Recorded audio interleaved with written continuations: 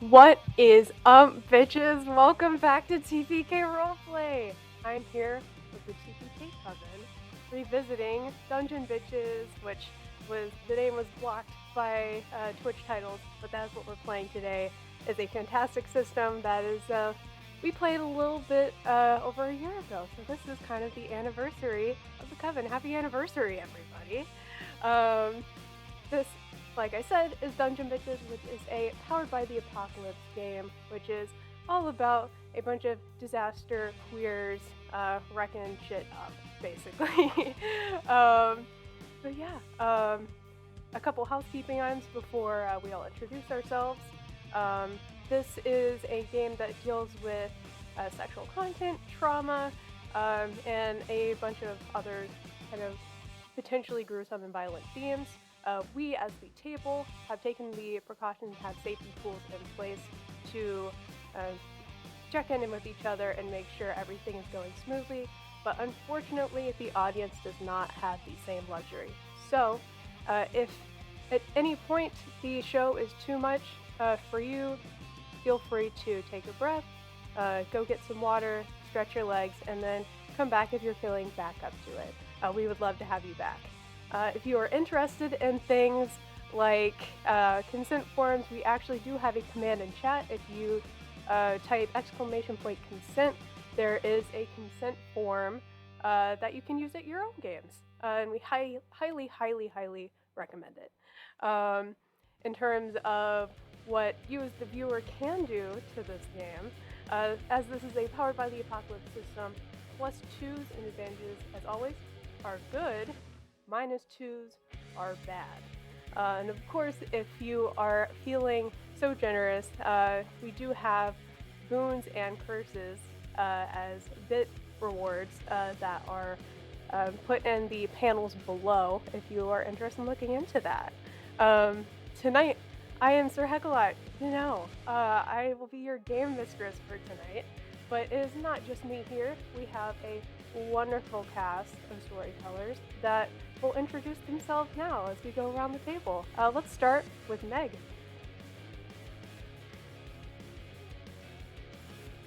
Alright, hello everybody, I am Meg Mystery and I am coming back with Frey, the banshee of the party. If you remember anything about her last time, she was very much an introvert and had a bad luck streak with people. Or more like they had a bad luck streak with her. But let's throw it over to Sarah. Awesome. Hi, I'm Sarah Franco, and I'm playing Theo Fusa. You can call her Theo, the Beast.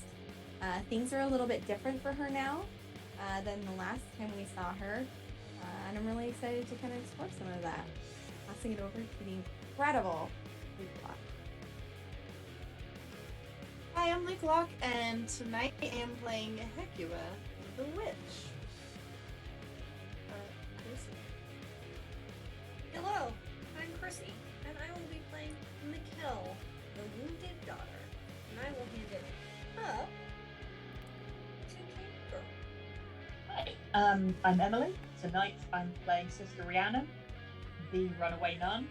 She would describe herself as a bold and exciting new voice in theology, and the rest of the world calls her a dirty heretic. So it's going to be interesting. Alrighty. Well, if there are no additions, without further ado, let's get into our story for tonight. Alrighty. So, as kind of a recap for the audience, if you were not here for part 1, we'll kind of start with the hook here to everything. So, having released the heiress of the kingdom above from her tomb, the balance of the earth below has shifted.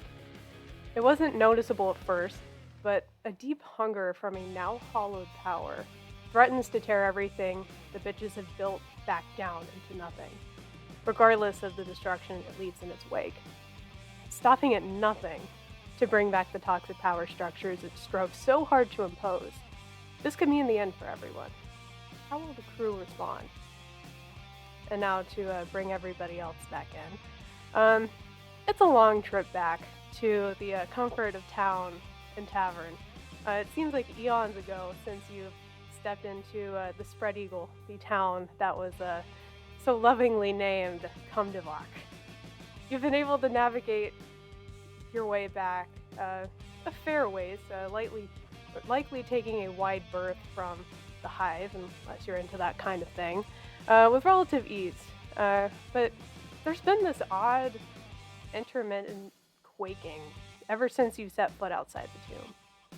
At first, you attribute it to whatever horrible, wandering monsters lurk in the dark recesses of the dungeon. However, it almost has timing, or a rhythm, maybe. It's hard to describe. You're about a quarter of the way back to town at this point, probably. Are any of you doing or speaking to each other at the current moment? Those of you that came out of the tomb. And feel free to describe your characters again for the audience if you would like to. Cleo would be looking around, keeping a very leisurely gait. However, as she walks, you'll notice that her appearance will change. The color will drain from her hair, and it will shift just slightly. And she walks more confidently, which was surprisingly you thought it was impossible. But there's like a comfort in her cadence as she moves out. She's gonna look back at Mikkel and say, "So do you think this changes things?"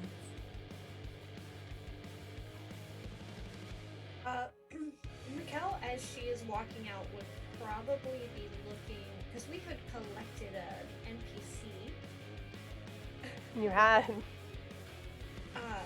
I would probably be looking them up and down, just kind of taking them in, and her visually hasn't changed much, but you can see that like the start of one of her moves, because she can kind of like slough her skin off. Narratively, she would probably be shifting a little bit, like kind of releasing some of whatever was left behind. And she still has kind of that big open, what looks like kind of like glass piece on her chest, exposing her legitimately wounded chest, right where her heart is. And she will turn to Cleo as Cleo starts talking to her, and just kind of like take it in for a second, and well, everything feels very strange now, right? Strange, but not necessarily bad. Just different. Different. Never a bad thing. Akiva, Frey.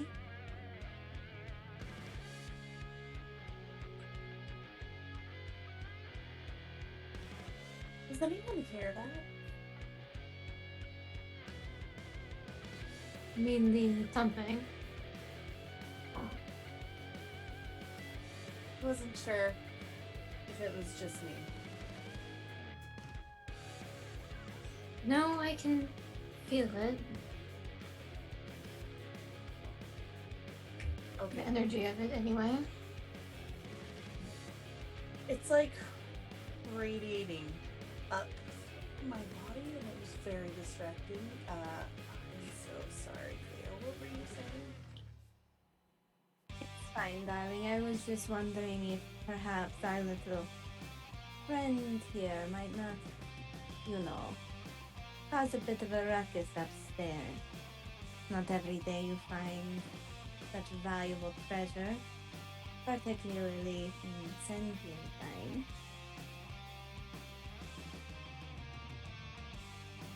To clarify, is that towards our NPC friend here? Mm-hmm. Okay. And first time of the night, is this a flirt roll? No, not yet. All right, cool. Belle has probably been carrying herself kind of quietly since everything went down, just because of how, just absolutely wild it was. Having to almost fight someone from a statue, or group of people from the view of a statue, and now it crumbling, and just kind of walking back very casually with those same people. Yeah, it's just very quietly kind of carrying herself, but as you address her, just be like, I mean, that's really nice of you to say. I'm just glad to be out of there. That I know I don't have to apologize, but I'm again very sorry for all of that. Why are you apologizing? I You don't know, shouldn't that's- apologize. We will keep her with us. I will say it, Cleo. She's not going to be anyone else's treasure. As you wish, my darling. Aren't you? Belle. Maybe. And I'm just going to come over and link an arm with you. No one's treasure, but our friend.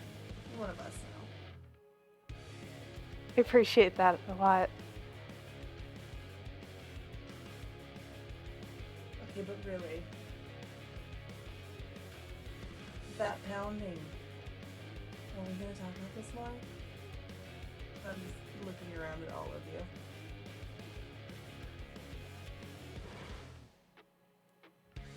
Cleo's just gonna shrug and grin a little too wide, showing a little too many teeth. Yeah, Mikkel will kind of like look in that direction and like give a glance of like, absolutely. But she's been carrying around the wrong wand since the beginning of the last episode, so if there is a need, then she will glance down at her bag. What about the wands?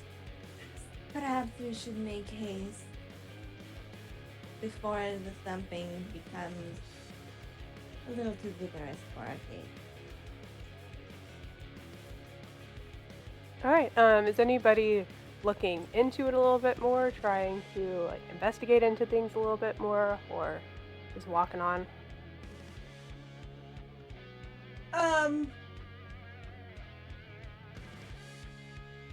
Don't suppose it probably doesn't count as an inanimate object to which I could apply any sort of psychometric reading, does it?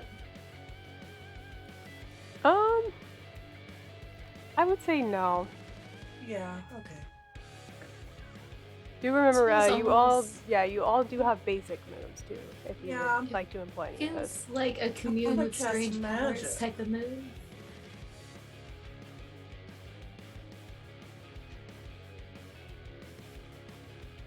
Sorry, Meg, Yeah, were you gonna do commune with- something? Yes, I think I am. I was just double checking. Yeah, no problem. Sure, we will make a flirt roll, but not for the kind of flirting that I wish I was doing. More like trying to figure out what's going on with this magic.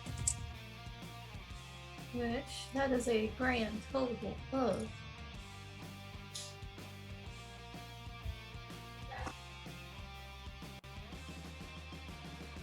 Flirt is a queer roll, isn't it? Or is it soft? It's Alright. queer, It It's is. fair It unless is you've a got queer something move. weird going on. Yeah. which I do. We're here Which for is the why I queers. hesitated. It's a grand total of 8. And then who is this directed at? It is a commune with strange powers, so basically trying to Oh, get a okay. read on what this energy is, kind of what's going on.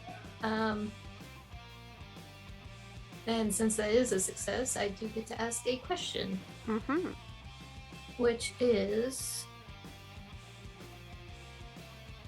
going to be... We're gonna ask what bad shit's coming our way. Okay. That feels general enough. Yeah, I mean, you're right. So kind of delving into your own power and trying to get a read on the situation around you, yeah, you definitely notice that it's not a frequent quaking. It's, again, almost like a very slow heartbeat. And the longer you kind of wait and think about it, with each one, the quaking lasts for a little bit longer, and you notice that there are various, like, very small spider cracks and rubble starting to kind of drop from the ceiling. Like, this may not be a super stable place to be soon.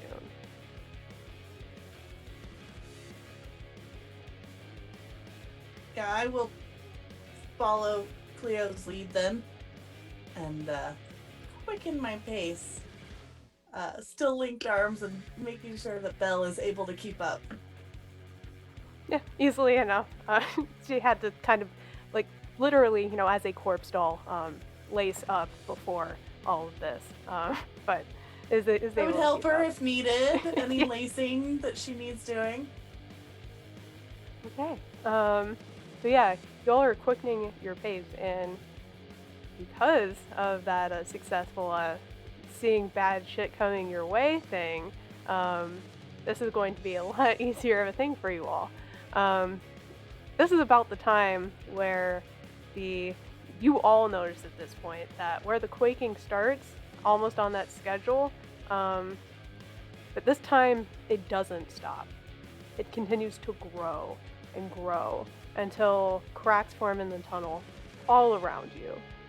The way forward, further in the distance, so out of danger because of that lovely roll, it quickly collapses into just complete rubble before there's even time to think. The ground is creaking and groaning beneath all of you as a massive fissure is starting to break and form to envelop all of you. So since there was foresight, there is going, I'm just going to say an auto +2 on a check to do this, but what do all of you do?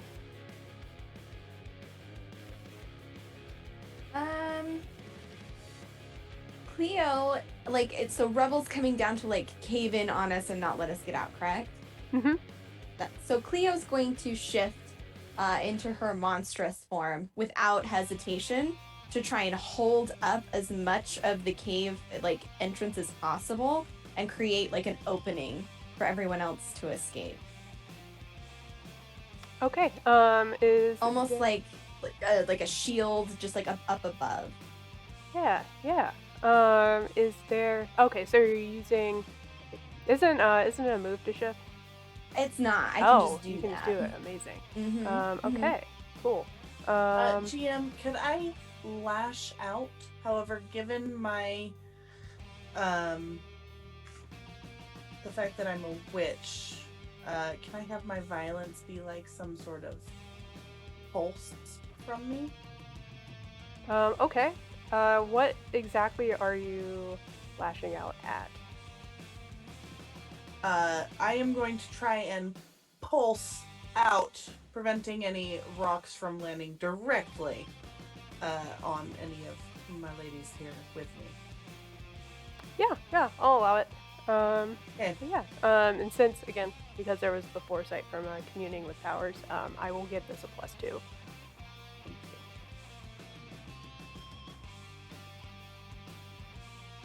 Mikkel, in the meantime, while that is happening, will grab a hold of Belle's arm and make a run for it, because she doesn't have any cool stuff like that will do that. Really. So she's just gonna do a lot of running. Okay.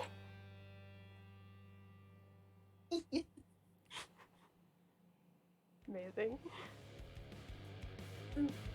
Which move is that? Is that considered a hard move? To run? I don't think I'll... Considering there are two people, trying to, block, rocks and stuff from falling, I'm not gonna require a roll for it.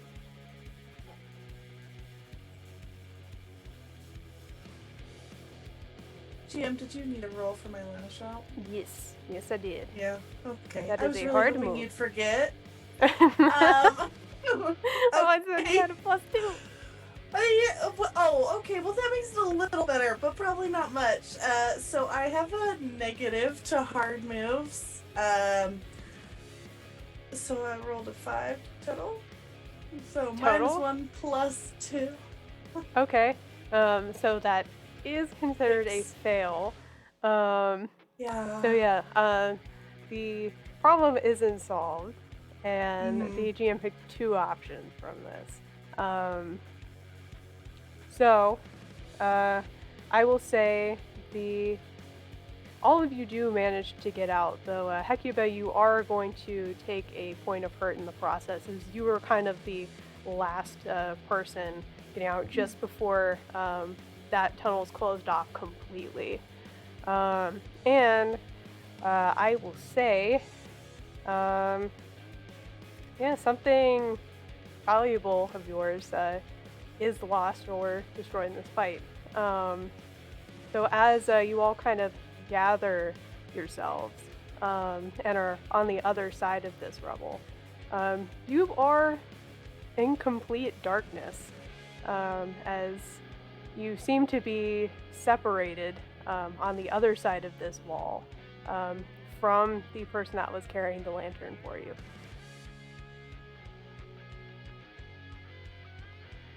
But perhaps a new source of light is walking in your direction. Rhiannon, would you like to describe yourself? So, am I muted? I'm not muted. No, you're not. So, I want to imagine what was probably a really nice nun's habit a few years ago, but like, if it's all you've been wearing for 2 years, and you spent a lot of time, on the run, with maybe not a lot of stuff to repair it, and it's just got steadily more, ragged and fucked up. You've got that, and kind of under the hood, there is this pallid, horribly unhealthy looking face peering out, and then just like a clump of candles in one hand as somebody is slowly shuffling forward towards you to see what the fuck is going on.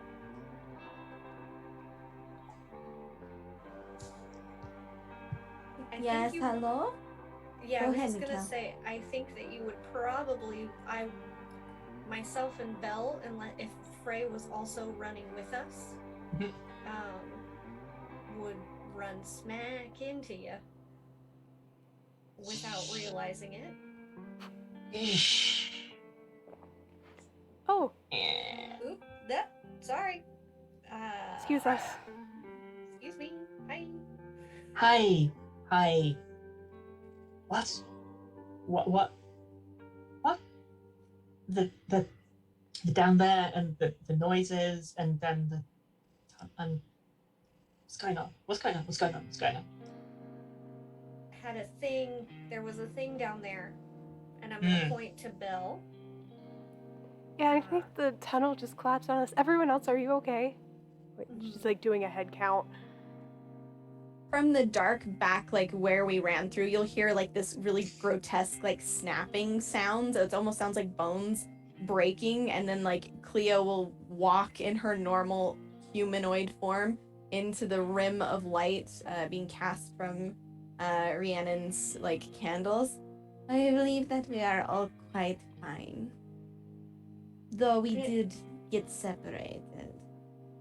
Brushing loose rock, which is definitely mixed with blood of my own, just kind of off, and then just...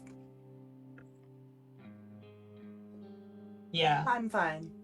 When you say separated, is there somebody like in all that? I believe so. I cannot know for certain.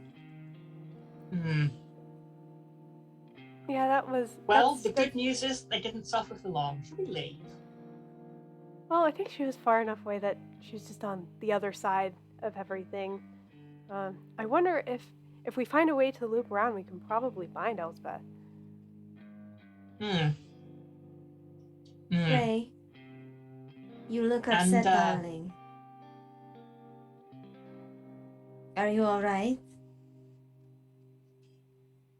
Apologies, I was just a little bit cut off guard by the blatant disregard for losing their life. No disregard intended, sweet.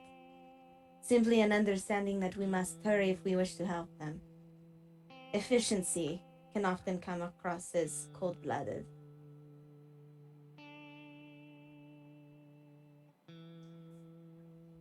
I understand. I don't want to stay here in case that happens again. I would like to be somewhere where the ceiling isn't going to crush me. Damn, is the pounding still happening? Surprisingly, you wait a minute and no.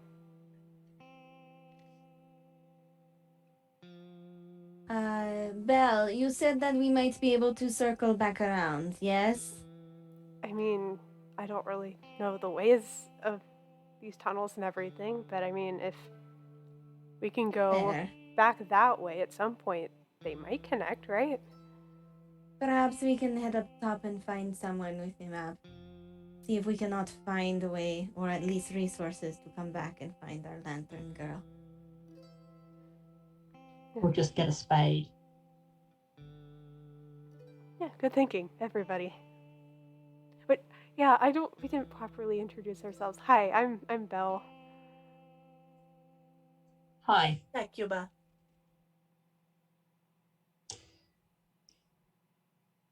I will go. I am Cleo. Good for you. Rhiannon, you've probably seen the wanted posters. I wondered, you looked somewhat familiar. I haven't. The art did not do you justice. Well, they have to make you look all scary. Do any of They us didn't have? do a good enough job. You're much scarier in person, and I love it. Thank you. So, your friend is presumably still alive behind the big pile of rocks, yes? And we think that if we go away for a little bit, your friend is going to still be alive when we come back, yes? I do not have the resources or power to remedy, and she will gesture back to the mountain of rubble. Though I am generally self-reliant, perhaps we can find some help with the wounded mother. Or we could try the wonderful power of prayer. Certainly. Do you pray to, Rhiannon? What do you mean, who? Throw things out there and see what listens. There is a wonderful, wonderful world of divinity in all its myriad of forms. We're just shouting in the dark room and seeing what responds. I love that answer. Should we try praying? I'm always up for I'll try with trying new you. things. Cool. I would like to summon a demon to get rid of all that rubble. Okay. All right. Remind me how we're doing that. What move are we doing? It is the witch's move, spirit servants. Oh. Something definitely turns up. The roll is for whether or not it listens to me. Fantastic. So yeah, I'm imagining there's like a little circle on the ground and some candles. Do you start and some setting blood. up?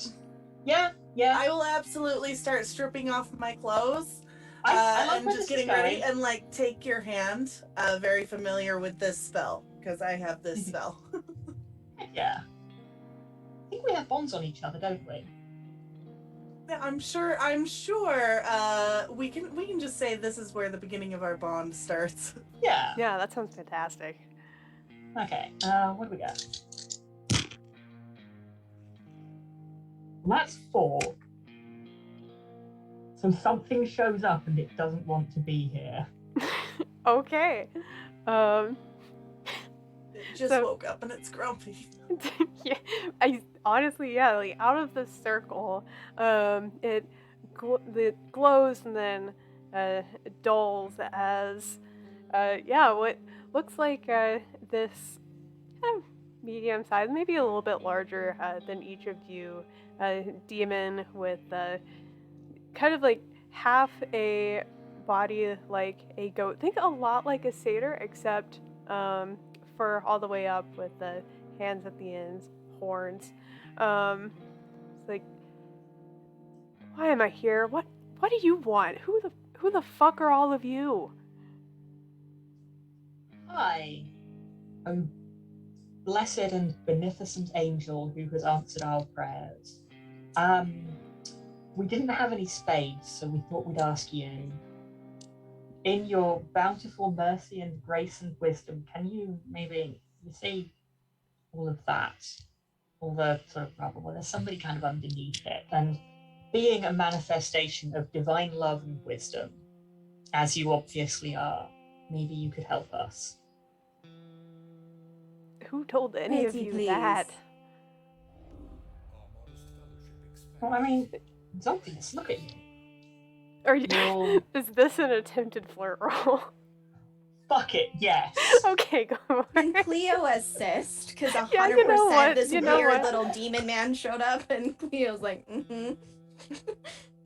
Yeah, I'll be honest, Mikkel probably would have been standing behind, like, making some weird obscene gesture in an attempt to help as well. Hey, that's a 9. Okay. As I'm going back up to my things here. All right.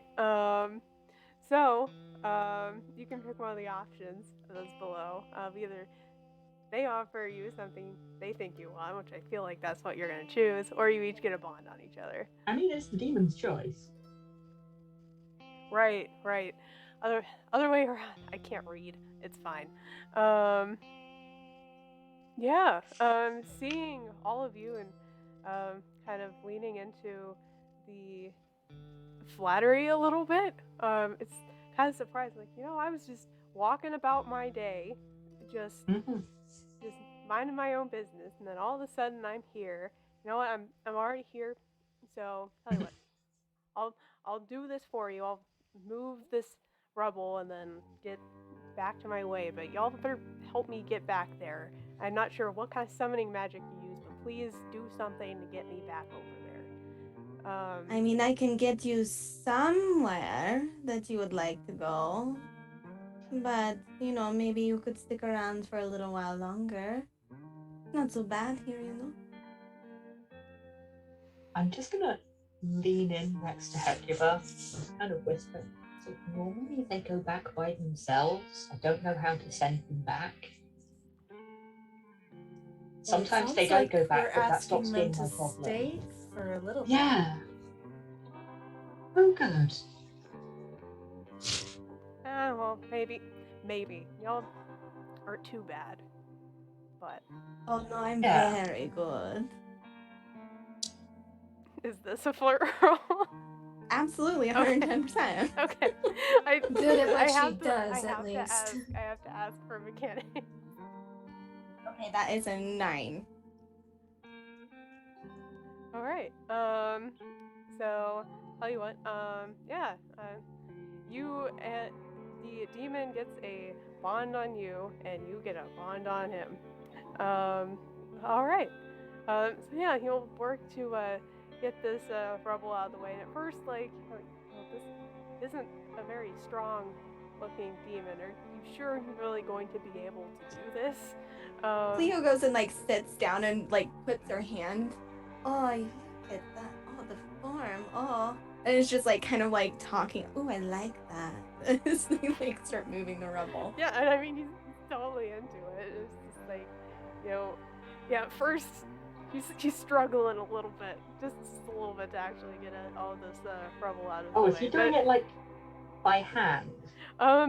Not all by hand. There's definitely it's definitely still a strain on the powers that he does have to kind of almost kinetically lift it.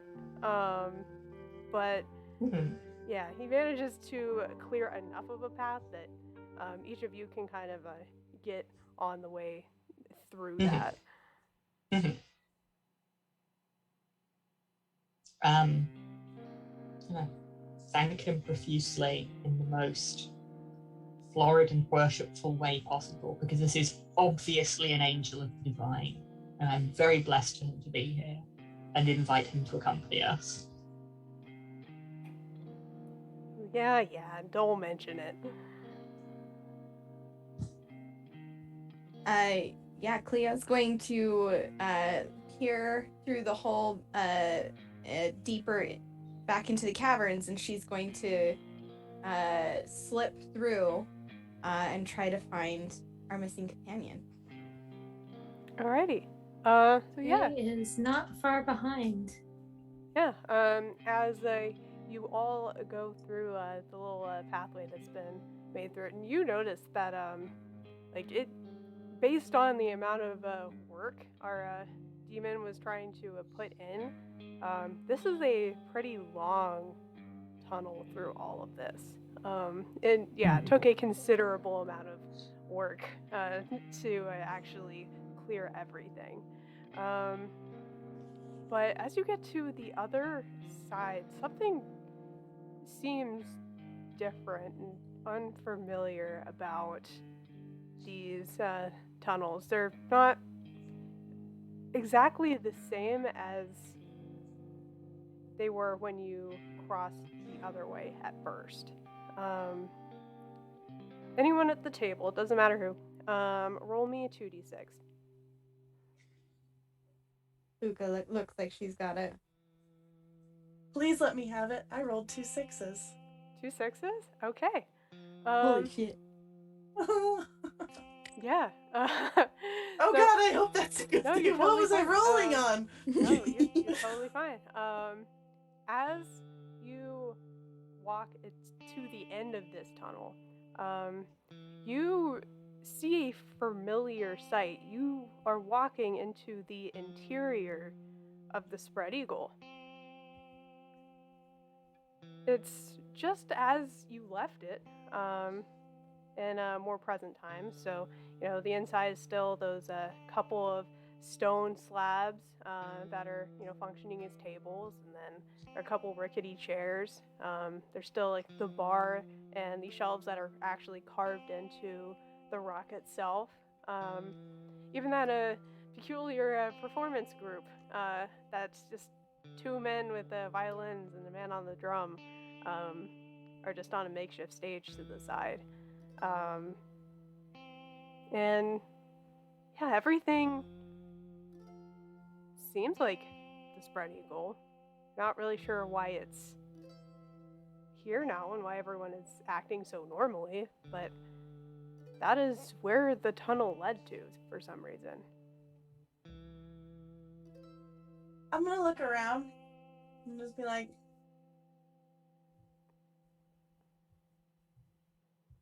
I don't remember drinking any of my potions. Ray, are you seeing what I'm seeing?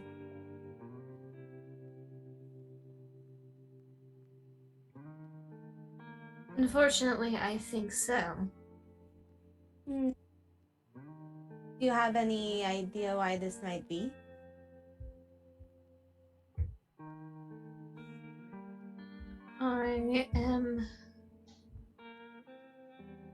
I mean, I won't complain, but it does seem odd.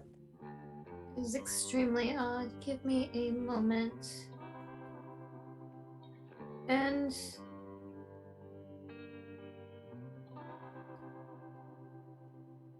so I had made a roll earlier, and I was kind of waiting for it to come into play.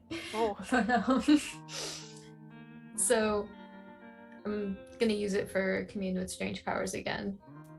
So, and we're gonna make the question: what is supernatural about this? And it was a total of 11. Ooh, okay, overwhelming success then. So let me get back to that one. Here it is. Okay, so you ask for help, and something has your back this time. So ask one of the questions above. You and everybody you share this answer with get 1 experience. In addition, you choose +1 to the next roll to act on the answer, or a bond on the person in question, though there's not exactly a person.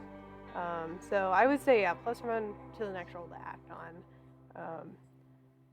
what's going on. So as you kind of take in the scene, you immediately train your eyes on the same group of men that you all recognize very well from your first time in the Spread Eagle. A magnanimous dispensation. Sorry, the alerts are so loud. My gosh. And as you look at them, and you know these people very well, and you look at everybody else, something is off. Like, something does not seem entirely real about really anything in this scene. You already felt it before, but as you're kind of looking at everything, there's almost this dustiness to the environment itself as well. This little bit of dust kind of floating through the air too. It's just off. There's definitely something supernatural at play, but you're not entirely sure who might be behind it. But something is very fabricated about this. Okay. I'm gonna wait for Frey to resolve that, and then I have a thing. Well, I don't know who or what is exactly causing it, but it's not the Spread Eagle. It's fabricated. I imagine it seems like they might have pulled from ours or somebody's memory, given how we left it. Well, they certainly picked quite a memorable moment then. I think I'll take a step outside. And Cleo is going to try and escape notice.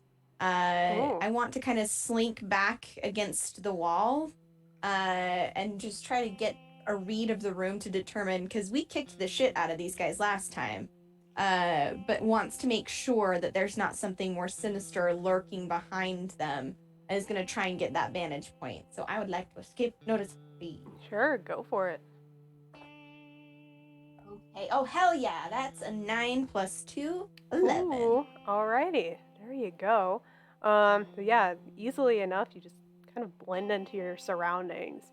And it's pretty easy to do, just based on the fact that you don't have a like super clear memory of, what exactly everybody was doing in that, hour or so that you all were there. But the movements seem very similar, so you're able to kind of avoid out of the way very quickly. The advantage of surprise can give you a +1 to the next roll if you act on it and all that. Okay. As Cleo kind of slips over to the wall, she's going to pass by Hecuba and just kind of drift like a hand across like one of her wounds where she was hurt and say, "Careful to not bleed on anything," and then just melt into the scene of the tavern. Have we gone inside yet? If we the tunnel walked into the Spread Eagle, right? Like, basically, as we were walking, we were inside the Spread Eagle now, right? Pretty much. You look behind you, and there's a closed tavern door to the back of you. Okay. I have an important question. Is Goat Boy still with us, and is he as confused as we are? Yes, very much so. He's just kind of Okay. Yeah, I just I want mean, to. or the fact that nobody in the tavern seems to even be looking at him, which is the weird part.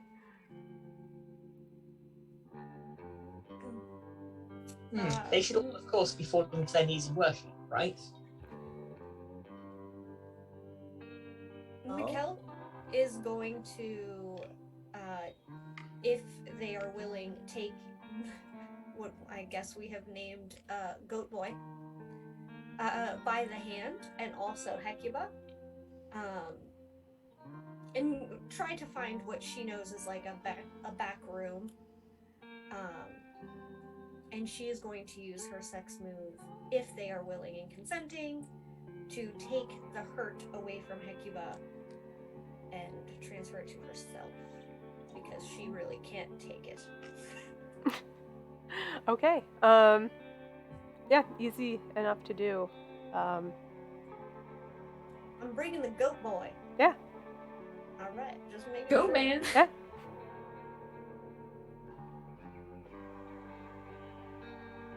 Are you saying What is something, Luke? Oh, there we go. I was like, yeah, I didn't hear you for a second. What is a token that I can take from you, Mikkel? Because I like to take tokens from my partners. She does keep her hair up in like a very messy mohawk that is held in by like different bits of like bone and things. So you could probably snag one of the little bits and pieces from her hair. Think like Okay. Norse kind of like beading and that sort of style. Okay, cool. This will allow me to cast spells on you more easily in the future.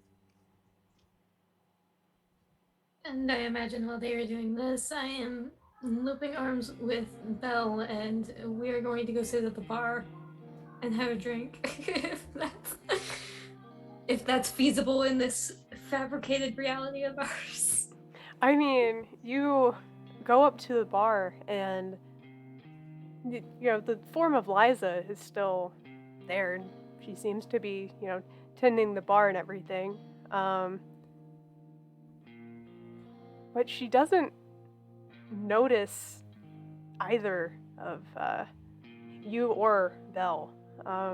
She seems to be like serving at empty seats, and it's just, again, it's odd. Does this mean the barrels are unattended? Yeah, probably. Cool, I'm gonna help myself. Nice. And again, yeah, just no one seems to notice. And after a while, Frey, you notice as the men that you know go over to the same table that you all were sitting at. It's completely empty and is just yelling the same horrible things at absolutely nothing.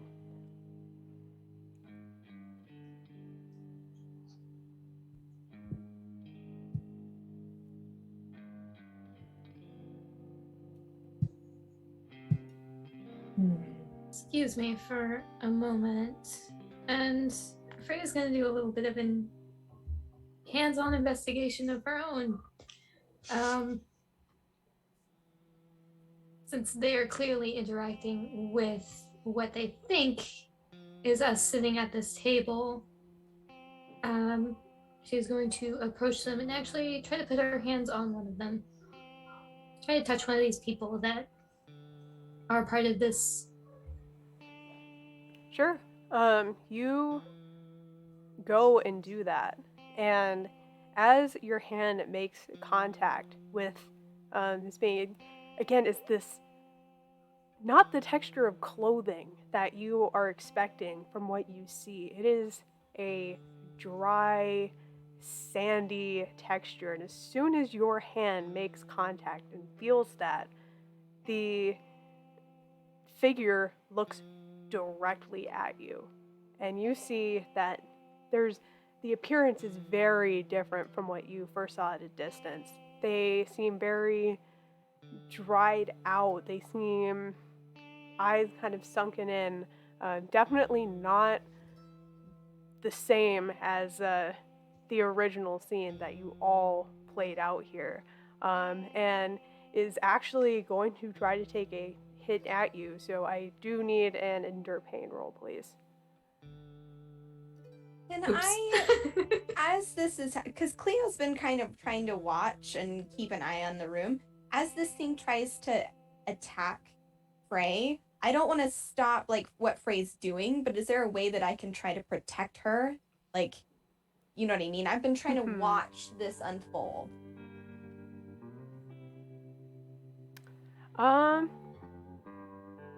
Yeah, I will say if you want to grant the +1 that you would have gotten as you're kind of running in, if you want to grant the +1 that you would have gotten from that forward to Frey for this endure pain, that works would for be me. awesome. Yeah. That would be awesome. Now, is that instead of my hard bonus, or is that in addition to?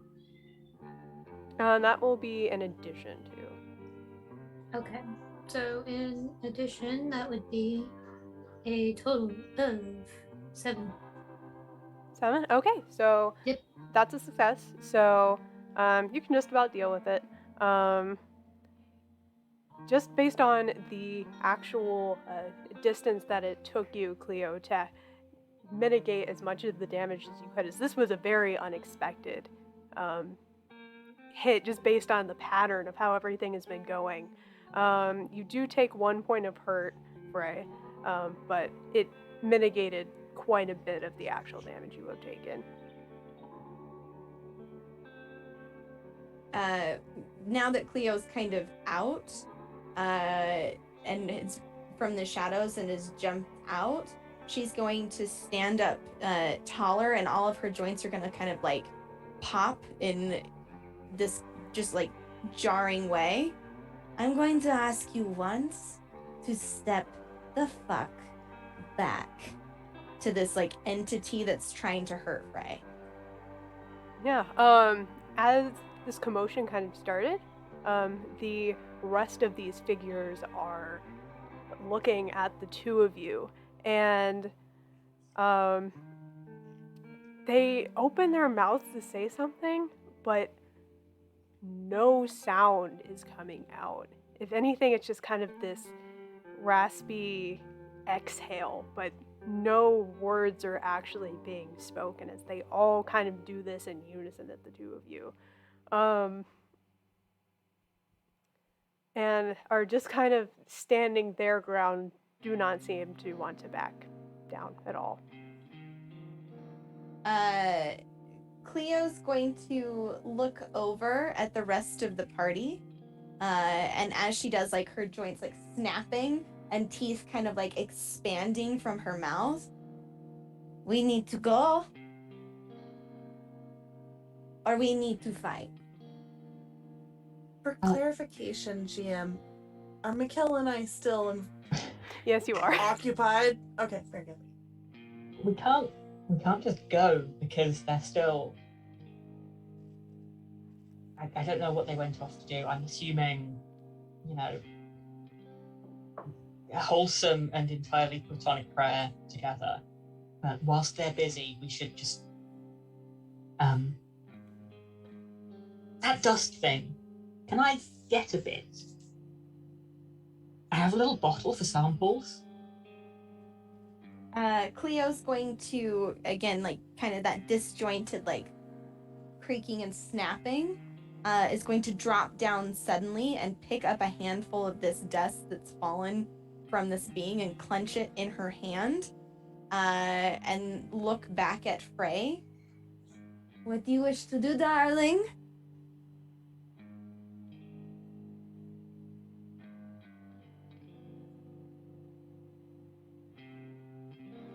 I think I'm inclined to do what we did the first time and put them in their place. I was hoping you would say that.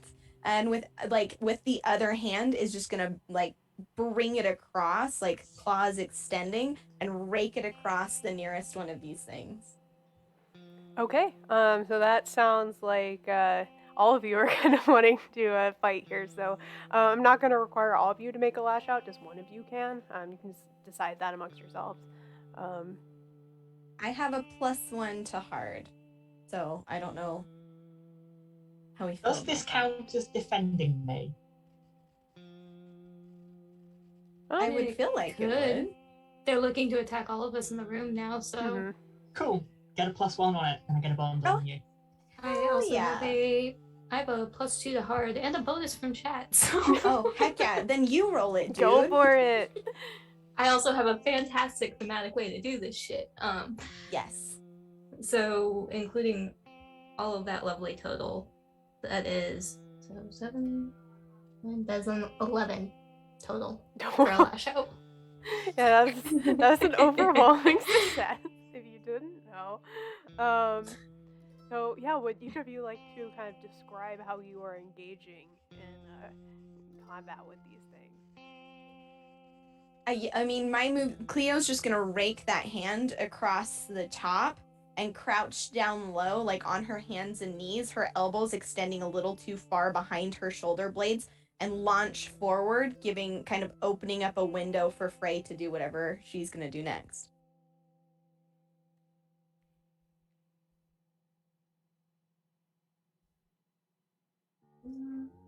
Would you consider these weak-willed NPCs? I mean, considering they are like almost like sentient echoes of dust. I mean, they don't really have brains. I would say yeah. I think I have a better way to do this, actually, more thematic.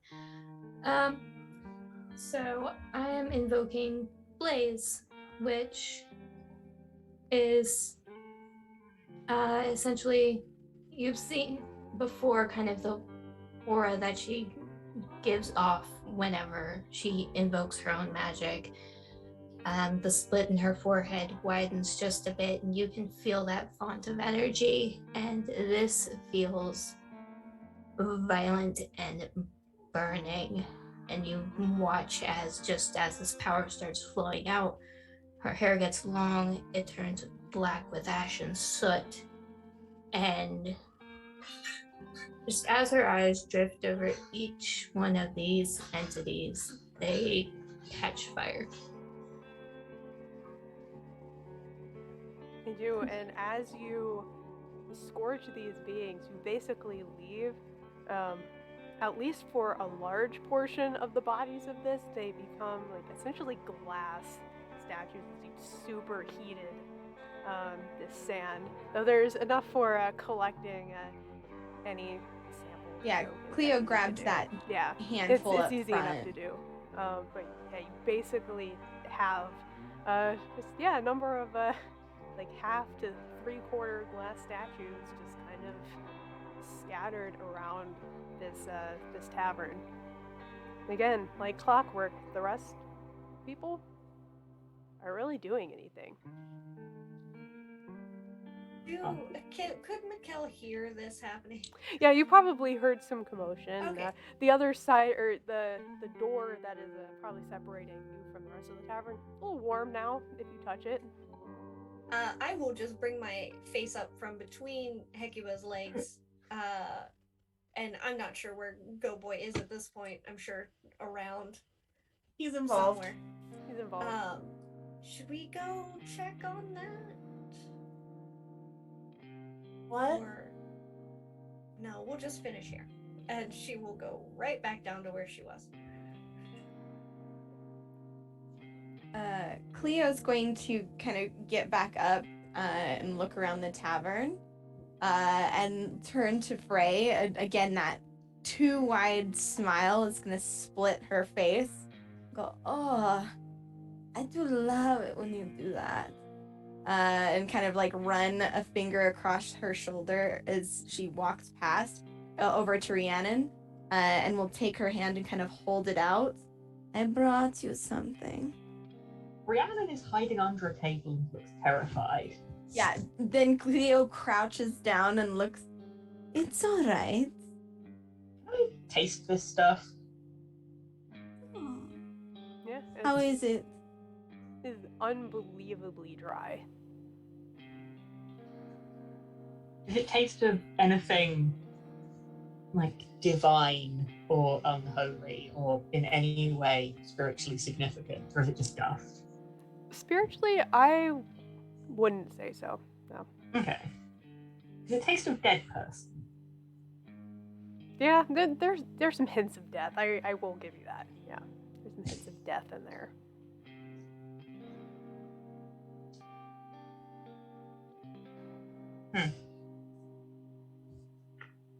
Ew. Not Dead sure. people. Not sure. Would you like to come out now, or shall I come under there with you? Well, I mean, right. I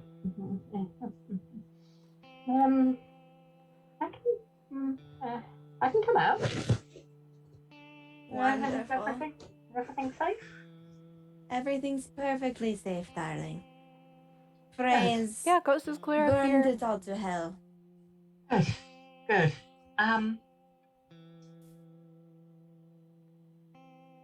Still busy. Yeah, they're also still busy. Mm. Which you all would notice.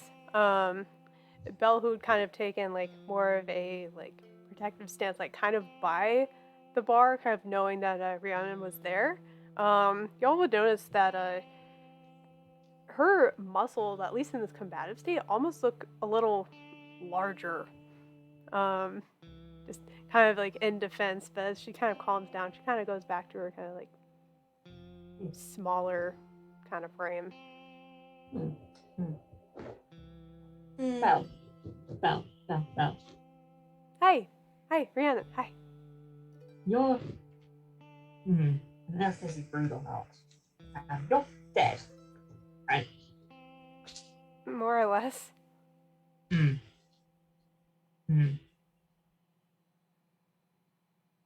you seen anything like this before amongst, like, you know, do dead people have, like, dead bars where they meet, that kind of thing? I mean, I feel like I'm not the best reference for that, just because I've spent all of my dead time just in my own tomb, and I couldn't really, get out, which was kind of a drag. Oh, that must have been wonderful. You must have been so peaceful and focused.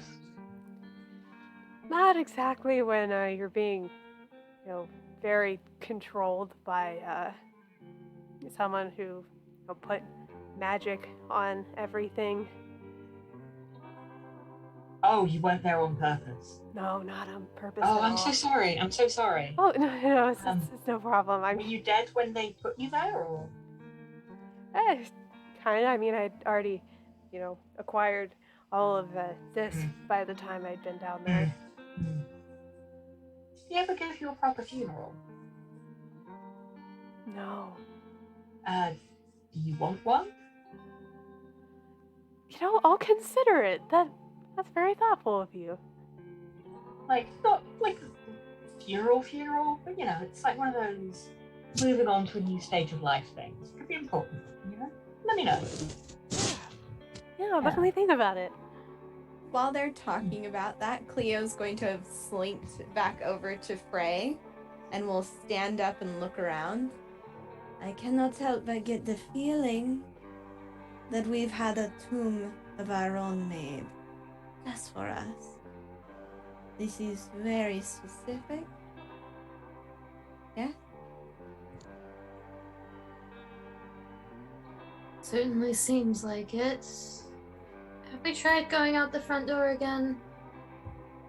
Not yet. I imagined I would let Mikkel finish her magic. It seems that Hecuba was a little hurt. Also, Frey, go ahead and mark a bond. Don't worry about who it is yet, but just mark a bond. I'm gonna worry about it. You have a bond. Don't worry about it. Worrying. I'm concerned. While this is happening, because again, Cleo's trying to get a read on. We seem to neutralize the danger. Frey mentioned the door. Cleo's gonna drift back over to the door, and try to peer back out into the tunnel. Yeah, as she opens the door,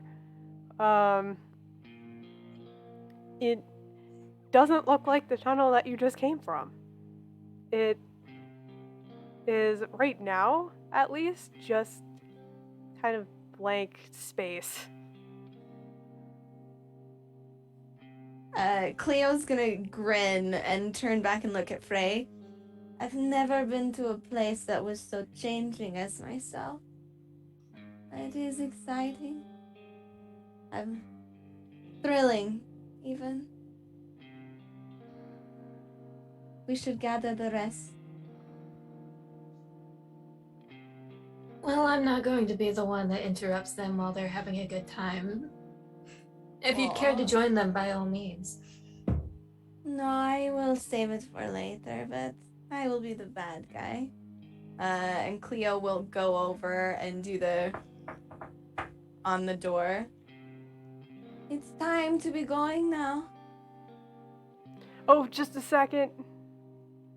No, In no two very seconds, darling.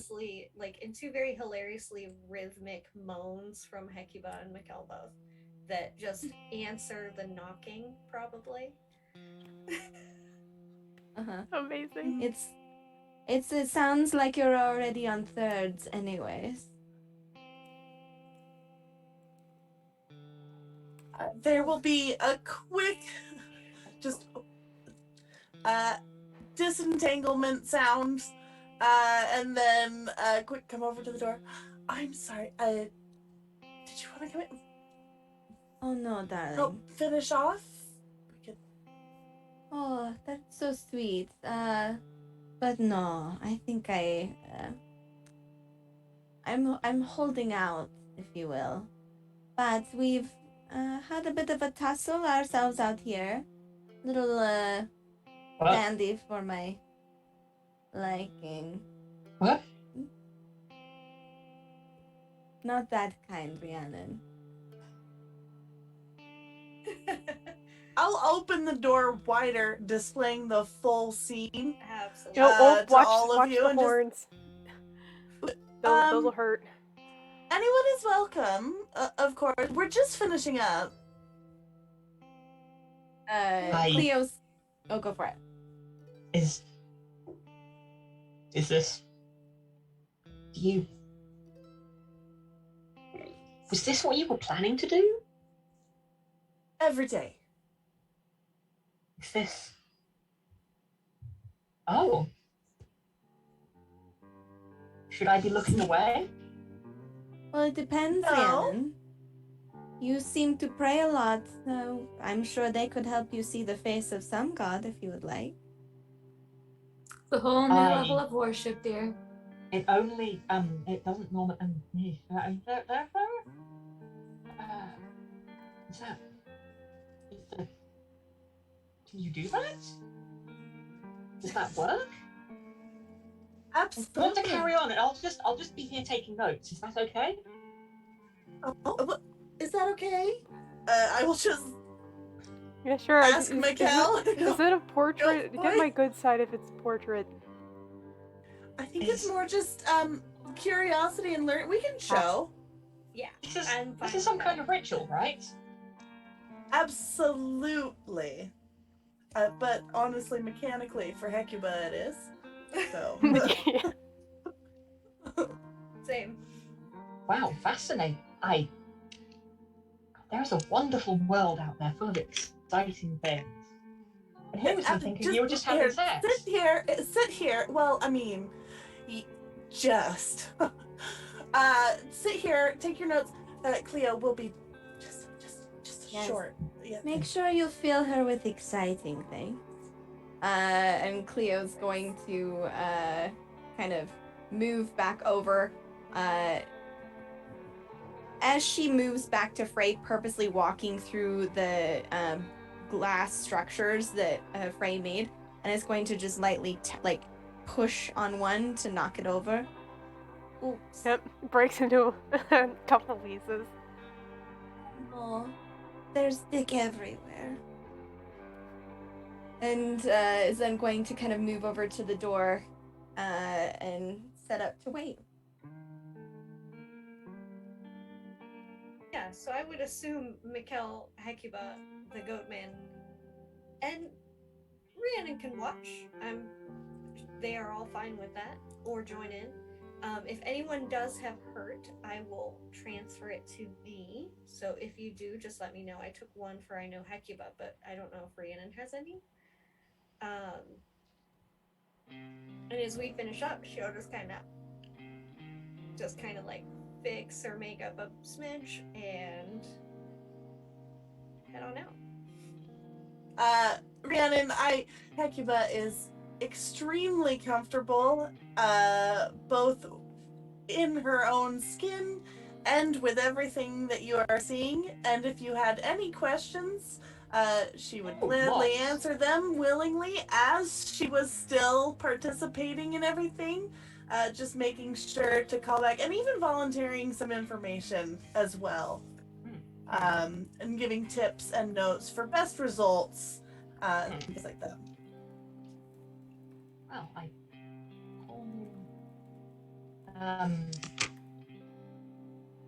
good. Excellent. Don't mind me, carry on.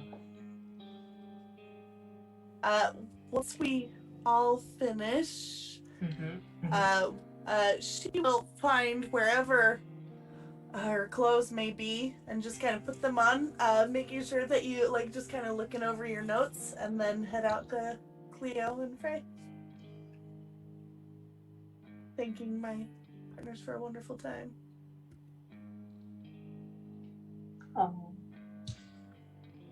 Alrighty. Well, if you all are moving on, I need another 2d6 roll. Doesn't matter who. I did the last one, so. I got 26.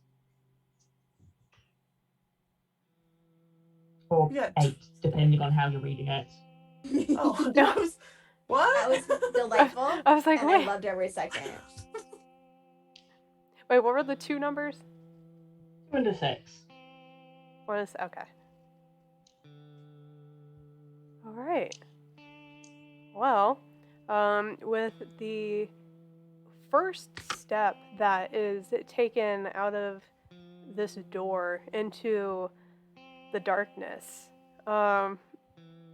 you also walk into another place that seems familiar to most of you, at least. As you walk into the small hut, shack, whatever, of Marna.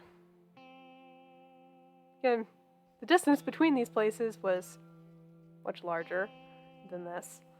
But it's the same odds and ends and magical knickknacks that are across shelves over the entire wall of this place.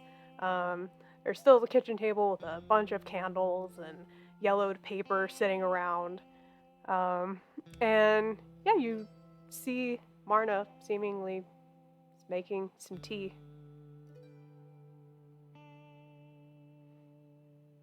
Oh, this should be good.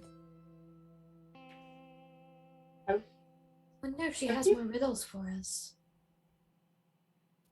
Well, last time it kind of... Like, whoever you're talking about, they aren't... Like, it's not her, it's just a dust thing wearing that face. Marna, is it you? Surprisingly, after a moment, the figure paws at her ear. I hear something. She's looking around. She looks back at the door. Oh, all of you are back and you brought friends. Hecuba, good to see you. Cleo, good to see you. No, this is a curious turn of events. I will stride in very familiar with this place, if it's real. Doing my familiar, like checking on all the little pots and things, testing anything that's cooking, things like that. Does any of it taste off? It wouldn't exactly taste off. Like, there's nothing particularly done to it, except everything is just kind of fainter, almost as if you can't sense it as much.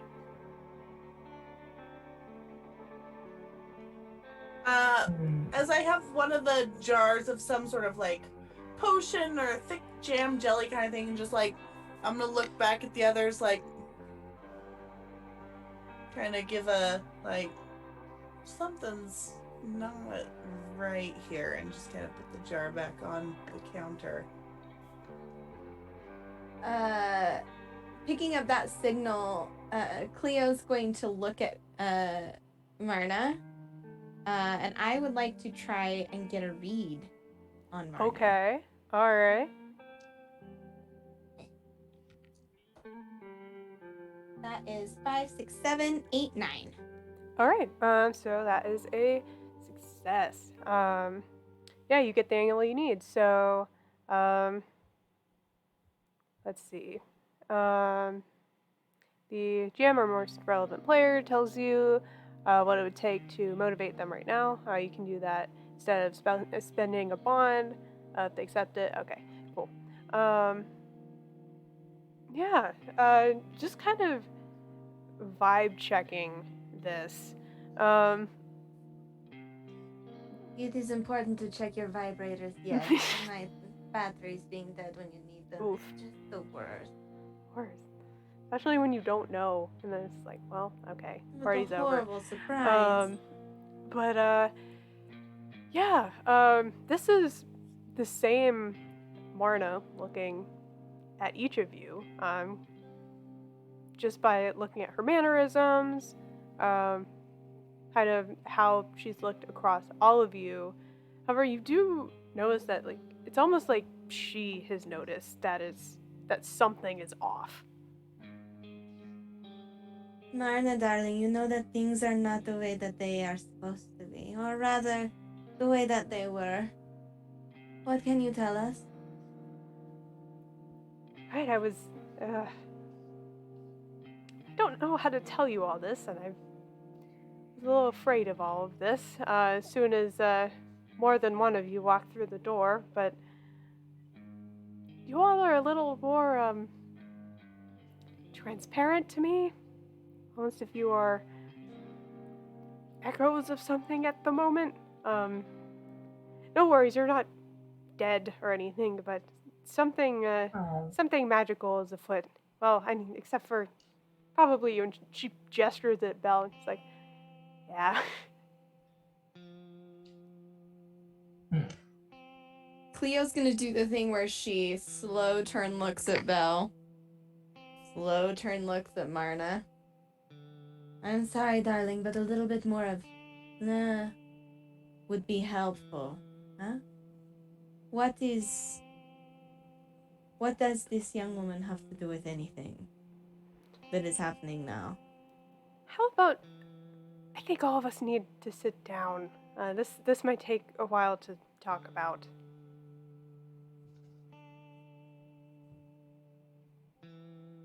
I have a theory. Yeah. I think it's time travel. At this point, Marna's like, setting up like little snacks and stuff just around like the little makeshift sitting area that she's made for company whenever she gets it. I would get up and start helping her in my usual, like, just very familiar with her process.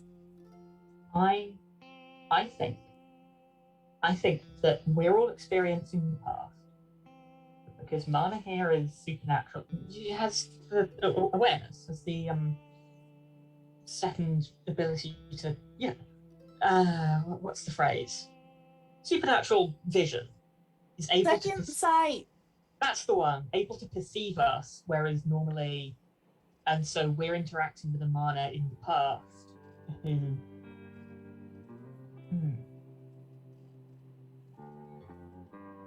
Cleo has found like a chair or something remotely resembling that and has draped her form like languidly across it and is looking at Rhiannon.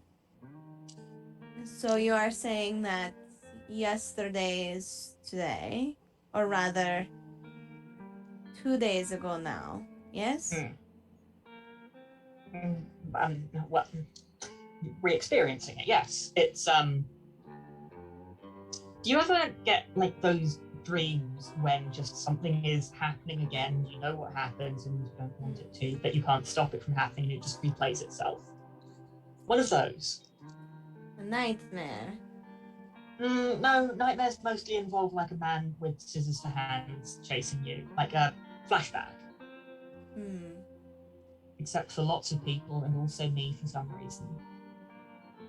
I mean, it would make sense for us if this girl is involved. We were there and opened her tomb, but it would not explain you, Rhiannon. Well, that's just a matter of proximity. Anybody nearby gets pulled in. Or it could be just she senses our beings, our apparitions. Or maybe you'll see what I was doing 2 days ago. I'll be really curious to know why you were on the wanted posters. Oh, I said some things about consubstantiation that... I mean, they call it vile heresy and in the front of everything the church stands for, and I say that if they had basic standards of literacy, they'd be able to look at the damn book and know that at some point this just got made up and it's not real. But anyway, there was an argument with the bishop and I might have called him, what was the word? Godless moron making up fairy stories. And then there was some nice men in, you know, armor who... And then I ran away. I like But this I was new right. one that you picked up. I was right, though, is the important thing. So many of the clergy just... I don't think they can actually... No, let's say that. Anyway, the point is, I am right and they are wrong, but there's lots of them and one of me.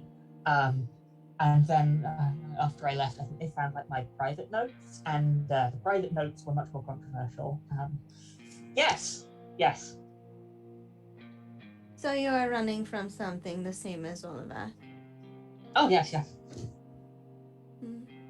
definitely in good they company. have my neck.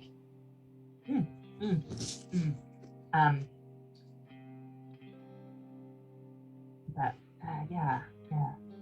I am beginning to wonder though. How Belle, sweetie, how long were you locked up for? If it's not too painful. I mean, it kind of feels like forever, but I don't know, maybe a couple of months. Couple of months. At this point, How decomposed does Belle look?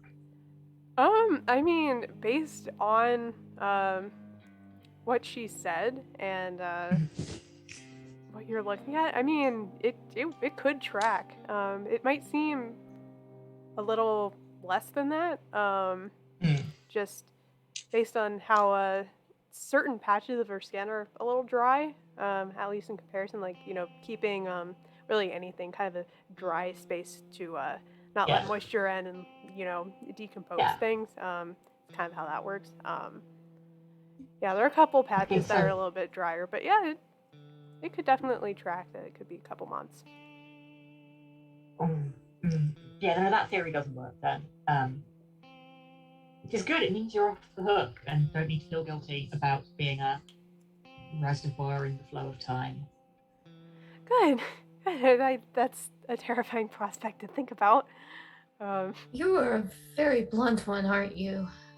Well, I was worried it was going to be, you know, several centuries and still very, you know, fresh looking, which would mean that then you'd have, you know, just several centuries worth of time that's built up and not had anywhere to go, and now the seals have all been broken, that's coming out, and there's time everywhere, and now this is happening. And then that would then mean that how you have to deal with that is you just direct that somewhere else, because but if that's not what's happening, we don't need to worry about that, and everything is fine.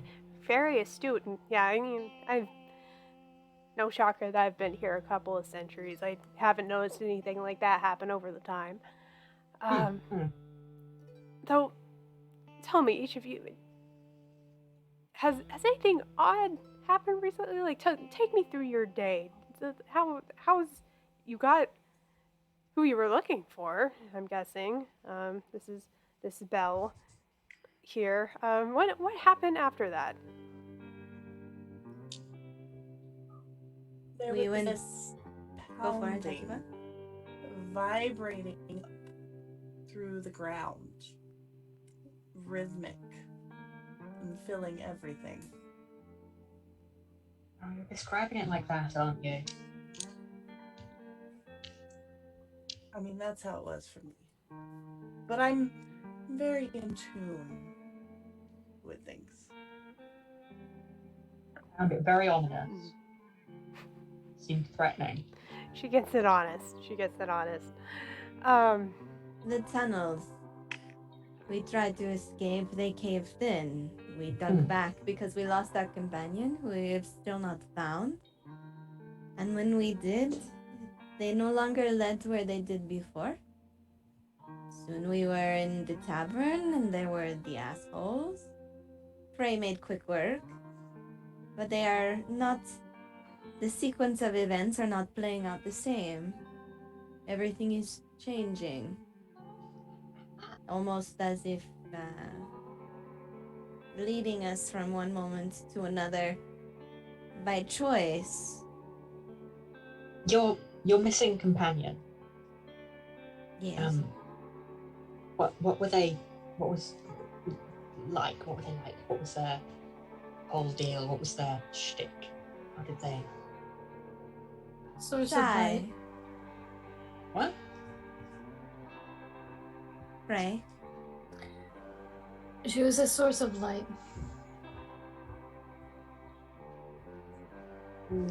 Metaphorically or literally or both? A little bit of both. She was a very warm and genuine person, if not a bit nervous. Do you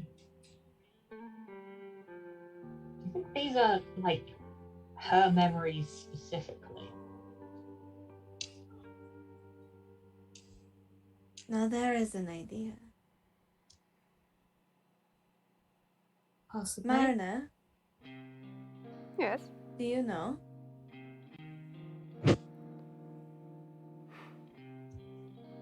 Well, never really thought of that. But that beating, that sound. And you watch as a grin kind of gathers across her face as she looks to you, Hecuba, and says, I have another riddle for you, my love. Yes. I What knew is it there were this going to be time? more riddles. And still holding things that I've been like dishing out to everyone, I'll just kind of sit on the edge of the table. I'm ready. It is cold and it is hot. It is light and it is heavy. It is stone and it is wax.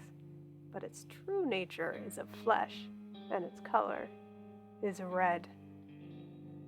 What is it? One spleen. It's where the little. I want to say some sort of berry, because stone and flesh. Your friend was a little closer. The heart? Perhaps? She looks to you, Frey. That is correct. A heart. I tackled myself with that one. Sorry. Oh, look at you. There was... I've seen. That's poetic. Well, thank you. I've had centuries to think about these riddles, and not many to share them with. Most people stay away from here, so I was happy to share them. But there is a heart to this dungeon, and in my time I've seen it threatened time and time again, though it protects itself fiercely. It usually is able to fend things off. And if this started when you found your friend, perhaps she is some type of somehow connected to this heart. Something is trying to take it, is threatened. I have felt these same quakes every now and then, and it stopped when, well, a little bit before you all showed up. I'm able to see your energies, but I can tell you're not exactly on the same layer, if that makes sense. But if you can hear it, and if you have found the one connected to this heart, perhaps you were chosen. Perhaps it believes that you are most fit to protect it. Though it won't stop it from challenging you, probably.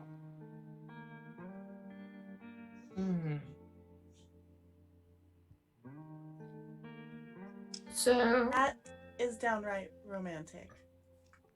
I will say, just looking around at everyone. Yeah, at this point, like, Belle is just kind of blushing and looking around, like, you know, the patches of skin on her face that are greener, just like a little bit darker, and then the patches a little bit lighter, just kind of this bright red. What does that mean? How am I connected to more things? I thought we were done with that.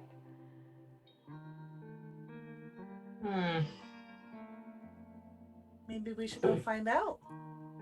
Is the heart a good thing or a bad thing? It's good. It's what keeps this place alive. It's the fact that it's attacked that everything is falling down. Then I think hawthorn. It's good for palpitations, helps calm the... So we bring it a lot of hawthorn, and I don't know how you get it in there, like rub it in.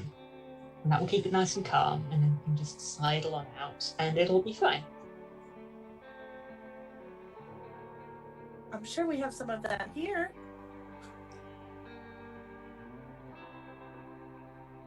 So, what? We take Belle to the heart of the dungeon, protect it from whatever has made its terrible way there, and our purpose will have been served. Oh, you think it's doing this because something is threatening it, not just because, like, it can feel that Belle is missing and is sad. That is what I think. Because...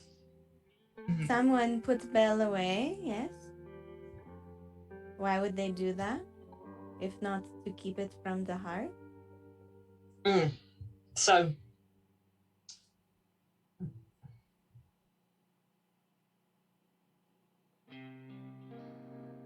Here's what I think. Yes. Go No, ahead. you. Okay.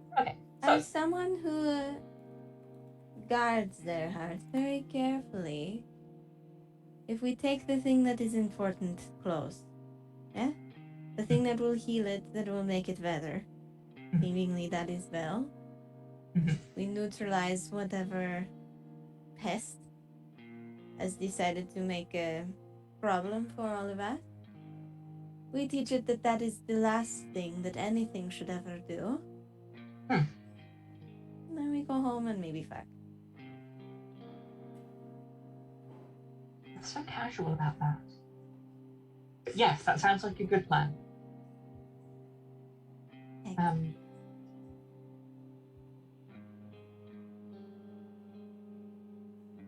What do we think the parasite is? I mean, I have a guess. Okay, 3 let's little hear it. letters. I- M-E-N. Hmm.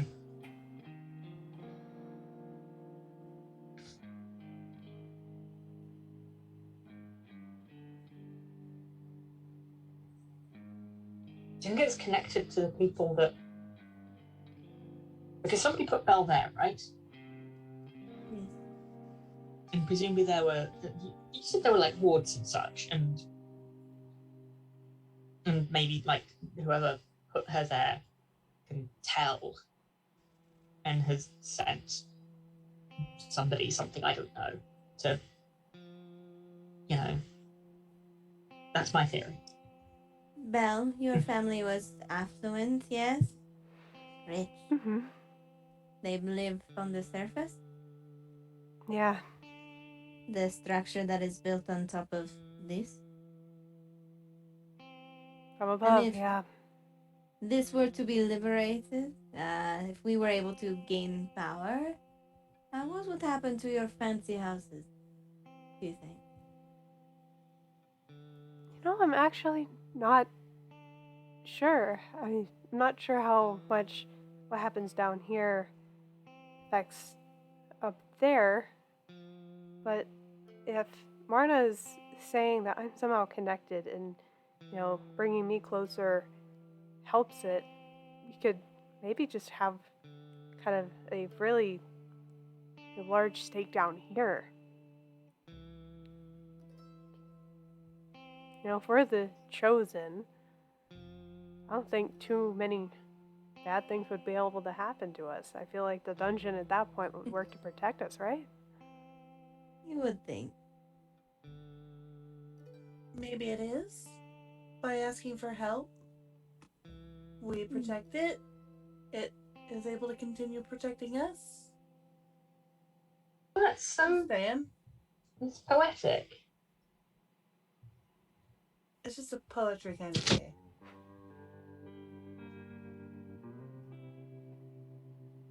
All right. Yeah. Theo's going to stand up, and again, there's going to be too much popping of joints as she kind of does. And she'll stretch. I think then we should be going. If the dungeon has a destination for us, perhaps we can trust it will take us there, yes?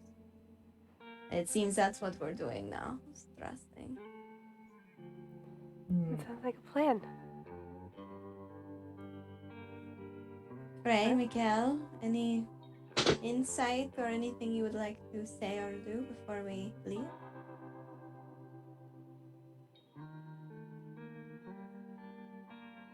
No, I don't think I have anything.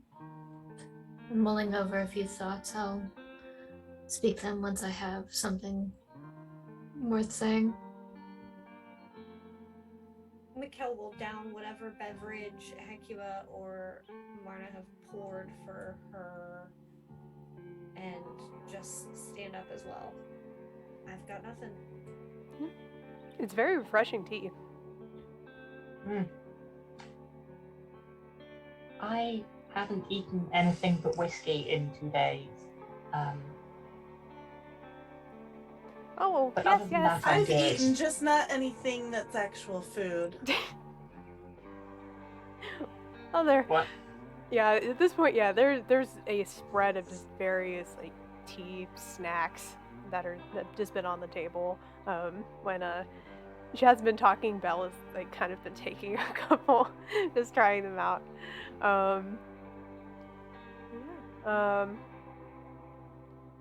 Last thing before we break, Hecuba, mark a bond. Don't worry about who or what, just mark a bond. Well, that's ominous. Yeah. Okay.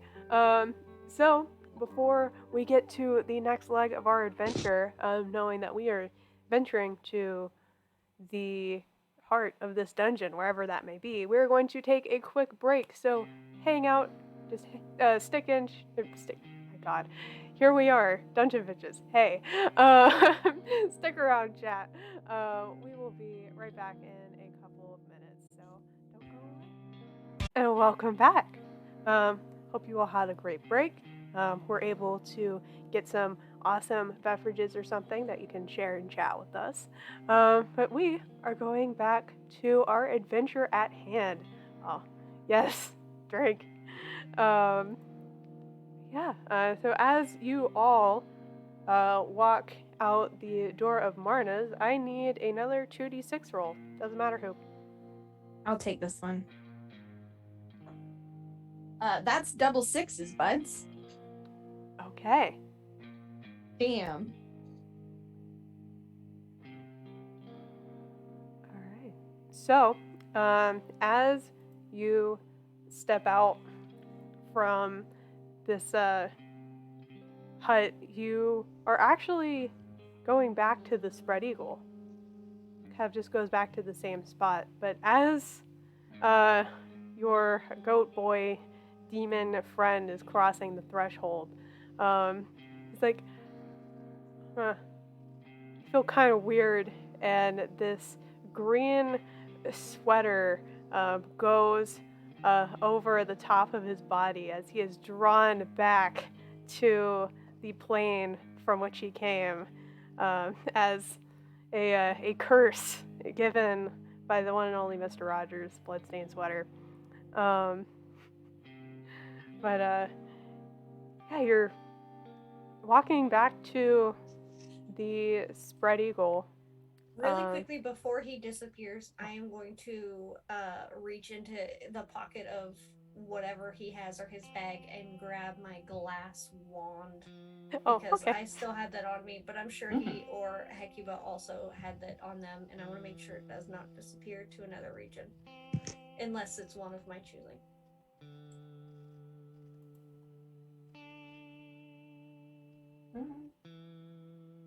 I think I'm just going to inform Goat Boy that it's been an honor to be blessed with his divine presence and remain completely oblivious to, you know. You know. If he's getting pulled back slowly, I'll give him a little kiss. Goodbye. Yeah. Cleo will just say, perhaps next time. Perhaps next time. I don't know. I kind of like it here. He's just I told you would. If you could see a demon satyr amalgamation blush, you would. Okay. Still in the present. The glass statues are still there. Though they're at this point, you would see in the sand that is left over are some rather large paw prints going to the opposite door.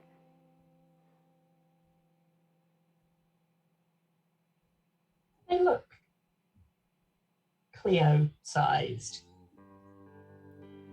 About the same size, but you would know that they don't exactly look like hers. The number of pads is different.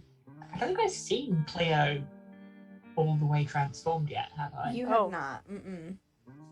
Okay. I'm going to make some assumptions there. Okay. But...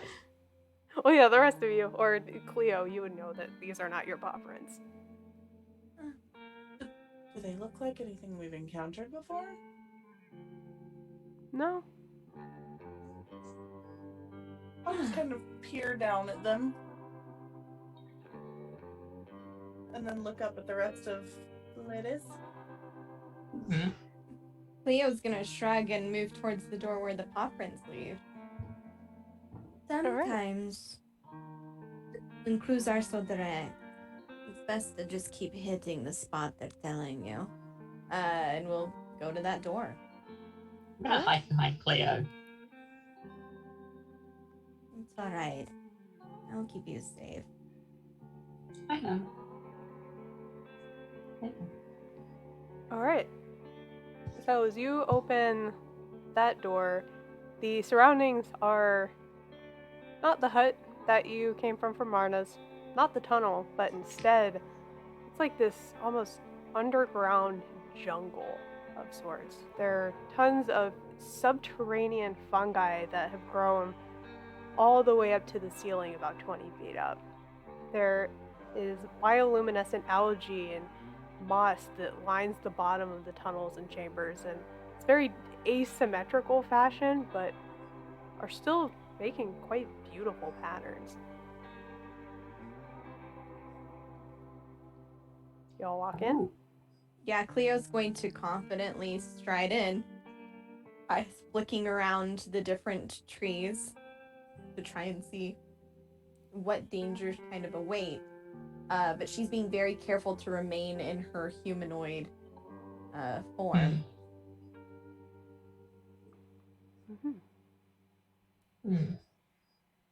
Sis? Have you been here before?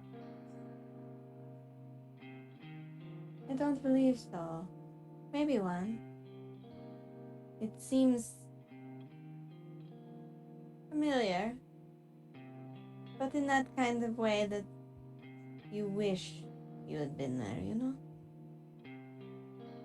Yeah, I know.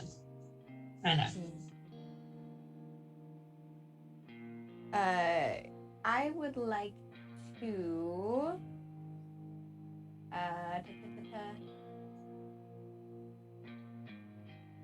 I guess I would like to commune with strange powers, but I the way I would flavor it is that Cleo is kind of reaching into her innate instincts and is trying to sense if there's something similar around. You know what I mean? Whether it's an energy or aura, so to speak, that reverberates or resonates with hers. Yeah, that sounds great. Go for it. Afraid. Okay, that is a 10 minus 1, so that's a 9. Okay, so still success. But yeah, reaching into your own kind of innate abilities, your senses heighten as you're looking around, trying to find anything that is off, anything that might be watching. Which one of the questions would you like out of that list? Ooh, yeah.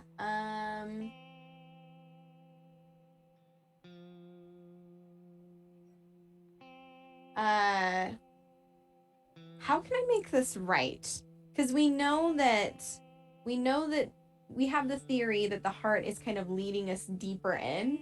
So my assumption is that there is like a test or some sort of there's something that we need to address here. How can I make this right?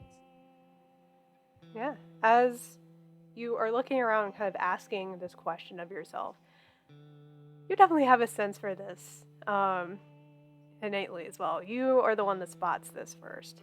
There is a large cat-like creature watching all of you from high up in the canopy. It jumps down one level onto a rock face, a little closer to you, and is still staring directly at you now, Cleo, with almost impossibly bright eyes. It pricks one ear up towards some sound off in the distance, but still doesn't look away. Well, hello, my pet. And Cleo's going to stride across this algae growth on the floor, with each step kind of snapping and cracking to start, I don't want to say full transformation, but starts pulling in some of that disjointed feline nature and response, and we'll get like a 45-degree angle view up into this cat. Perhaps you could come down and play with me for a bit. Still staring back at you, and it's almost at this point challenging you with its gaze.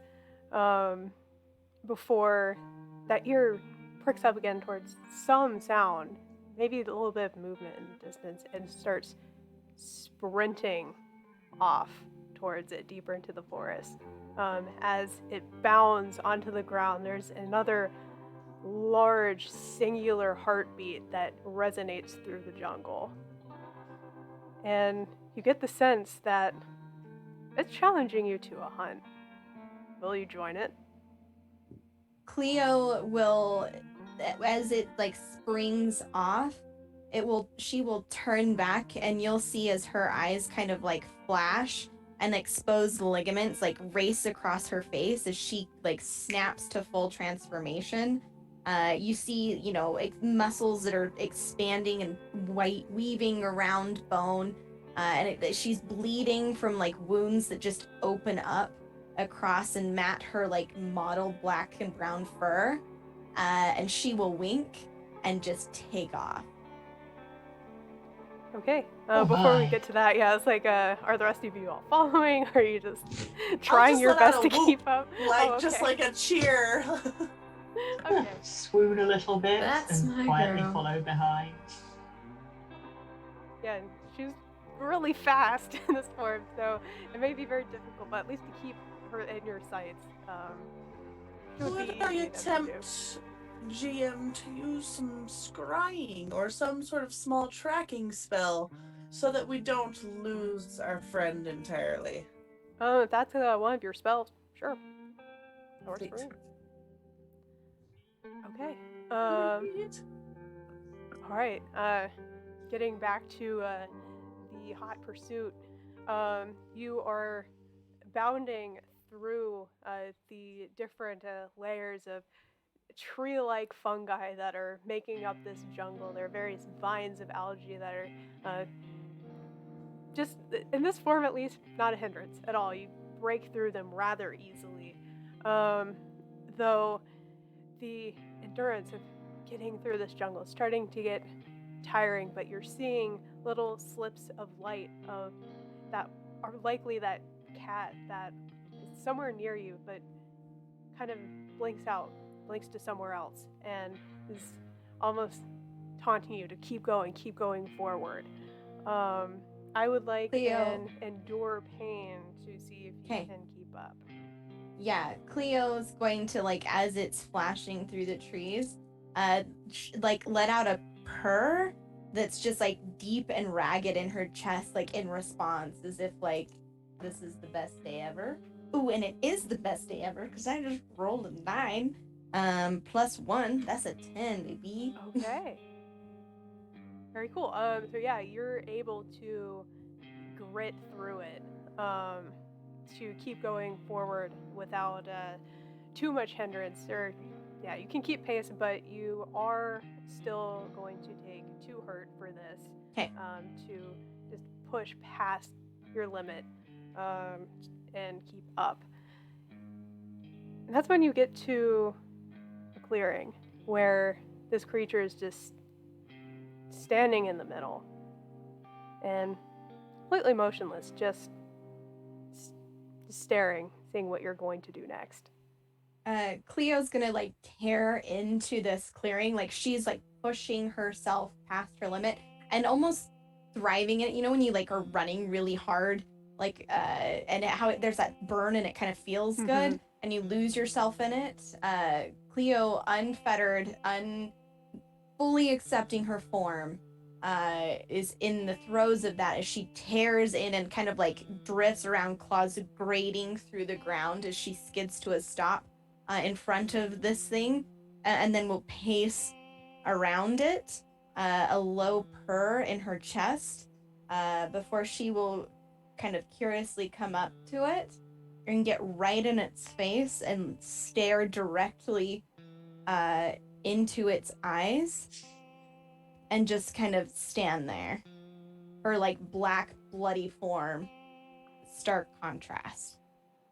Exactly, and as you are now close to this thing, you can see this being is mostly made out of light. There really isn't a lot corporeal to it, and just, very much a stark opposite to you that is across the clearing right next to it. And it begins to kind of circle. Almost asking if you are also going to circle. Cleo will grin, and it's the cat-like smile cuts clear back to both ears as her entire jaw kind of like unhinges, and a dark purple tongue kind of like leaks out between her teeth, and is going to respond by rubbing up against this form, just kind of smearing like whatever's on her fur onto it, and is full-fledged like flirting. Sure, and as you try to do this, the blood kind of goes through it. It's not corporeal, but it understands. And for a second, you swear this untamed nature of this thing is going to lunge at you. But instead of raking its claws against you, you might expect from such a creature, it rubs its forehead against probably your head, like cats do. Mm-hmm. And as it does that, dissipates into light completely. That briefly covers you in kind of a shiny hue, and it's gone. I would like you to mark a bond.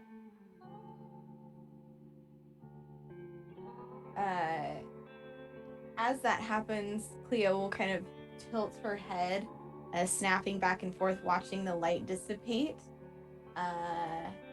and soak in that moment before she lays down and kind of curls up and looks towards the clearing with like lazy, tired eyes for the rest of her companions to arrive.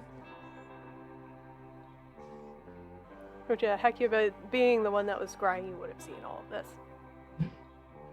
Well, I assume we're all just following at our own pace.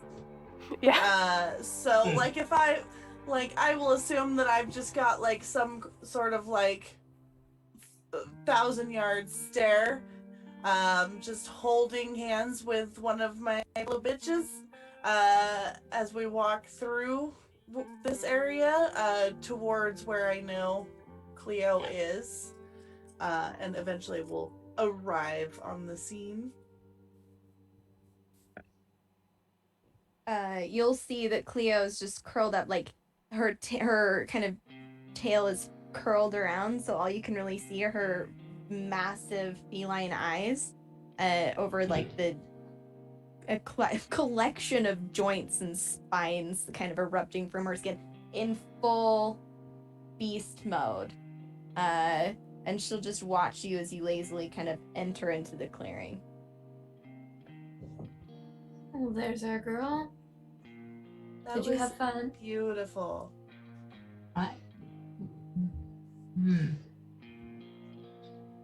Gosh. Yes. That was something.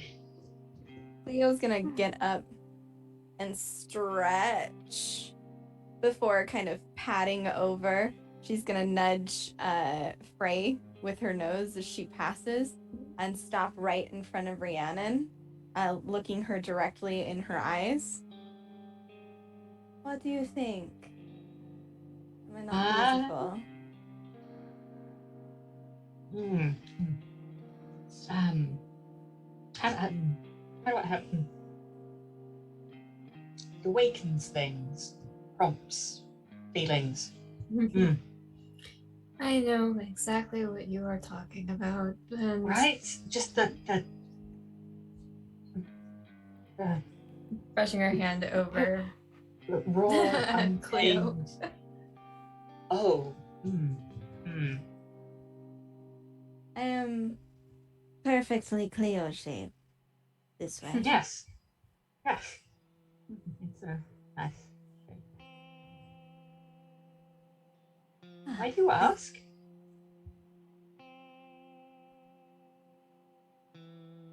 I wanted to know what you would say now that you've seen the face of a god. Oh. like,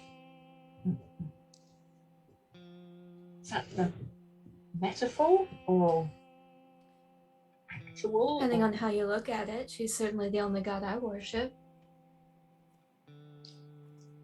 You were talking about romance earlier. Yeah, Cleo 100% is turning and looking at Frey. And like her that purple tongue's just gonna lick like the top of her mouth briefly, before she pads around and kind of wraps herself around Frey. Perhaps we can have a moment later to, you know, sing some hymns or something. Something, yes. Should we be rolling some dice at this point? Yeah, go ahead and roll your flirts. I actually want to do something a little bit different here. Okay. Let's go for You it. said Go for it. you said Cleo took 2 hurt, right? Mm-hmm. Correct. So I want to do a conjunction with my intimacy move and a heal roll. Ooh. So because Cleo and Frey have had this relationship before, I feel like that they're more in tune with one another. So this moment of Cleo just curling up around her and Frey just kind of leaning into the folds of the matted and bloody fur, just stroking over the spines and eventually just putting her forehead against Cleo's. Aww. And says, I always did like this part of you. Cleo purrs in response. Go for it. Sorry, I was gonna name out my roll. That was a 7 total for that heal. All right. Wait. So that's a success. Yeah, that's gonna leave some scars. But yeah, you can erase 2 hurt that she was suffering, replacing with an appropriate permanent injury.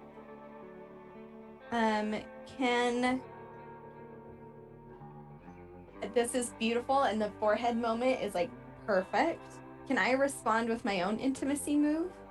Go for it. As we kind of like share that moment with their foreheads pressed together, the permanent like injury I think would just be Cleo overextended. So like her ligaments around some of her joints just aren't going to be as flexible, and like she's worn them out. But as they kind of press their head together, and Cleo purrs, when Cleo pulls back, you'll see across her forehead is the same kind of gash that crosses Frey's, as I use my admiration and imitation. So I will get a +1 bonus, whichever is your highest. There, Frey. My highest stat score is hard. Awesome. So now I have a +2. Hell yeah. My intimacy move works is you get a one-time use of one of my powers, and I get a one-time use of one of yours. Oh, hell yeah, dude. There's so much sharing. I love it. And she'll pull away, still in full beast mode, the scar across her forehead, and she'll turn and look at Rhiannon and like lower her head. Would you like to join? Yeah. Yeah, I think so. But, alright. Remember what I taught you. Right, rituals.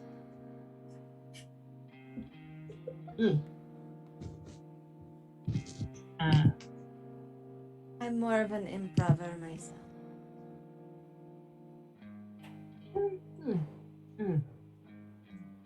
learning experience. Okay. So What's the deal? What's the plan? What's the plan? I have a question. Hit me with that. If I get 7 on a flirt with Cleo, what does Cleo do with it? If I do what?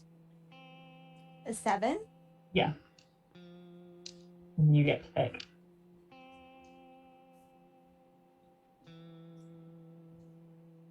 Okay, repeat that one more time because my So- brain like short-circuited. Sorry. Okay, I just rolled a flirt. I got a success, which gives you the choice of what to do with it. Okay. Let me look because there's like Yeah, options, it's right? yeah. Yeah. I'm muted. I was muted the entire time. That's why I was like, ah. Gotcha. Okay, but yeah, here we with go. flirts, yeah. Yeah.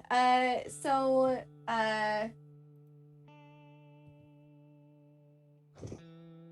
Cleo would just lower her head down directly to Rhiannon and just ask, "Tell me, sister, Yeah? what would a nun want from a beast?"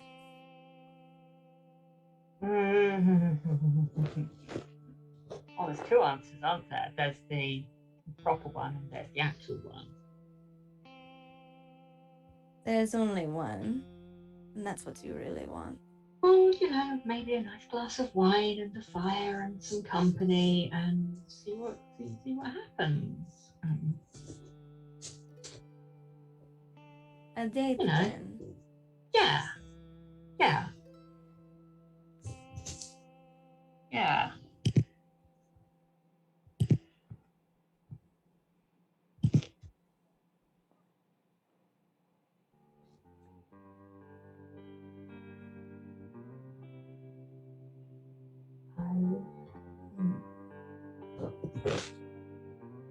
I think Sarah froze. Yeah, I was like, that was Yeah. that's like I wasn't sure if I like the holding look. that I like the expression. expression, but like. I was like, wow, that's holding for like okay. There we go. Wait, come back. Maybe.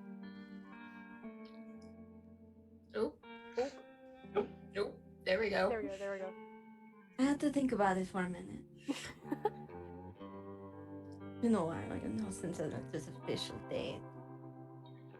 But I think for you.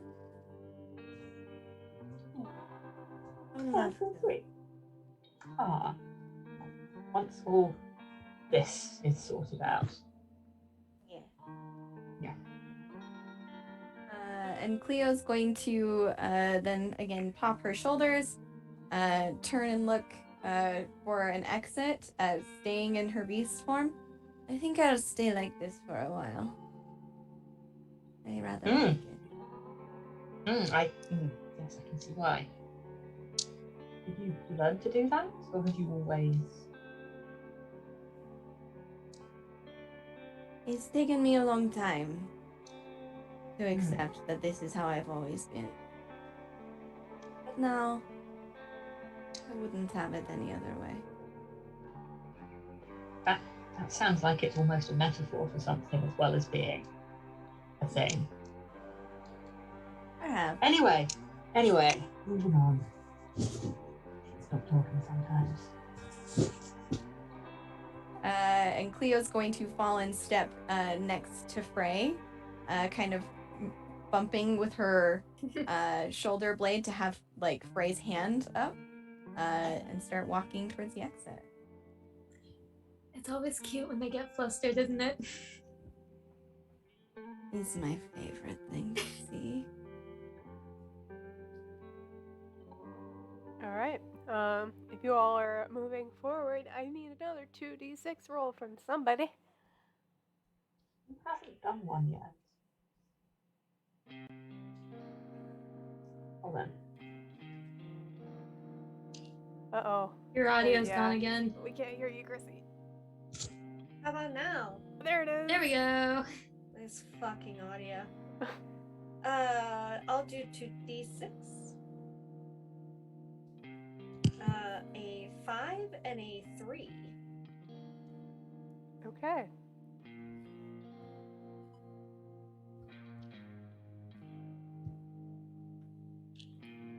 as get to the right part of my notes here. All right. So you are the one that actually sees it first, Mikkel. Another kind of doorway in the rock face itself, going out of this particular chamber, and the air becomes less humid as you leave the jungle. This actually looks somewhat familiar to you. You enter a more dead-ended hallway that is full of masks of the wounded mother carved into the walls and ceiling, seemingly untouched by the seismic activity that you all faced.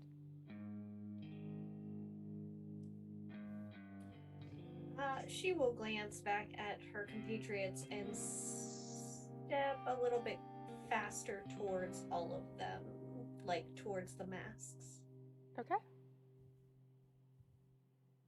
And she's definitely gonna walk up to them and see if there's any that she can touch or move. None seem particularly mobile, but are you looking closer at any of them? Mm-hmm.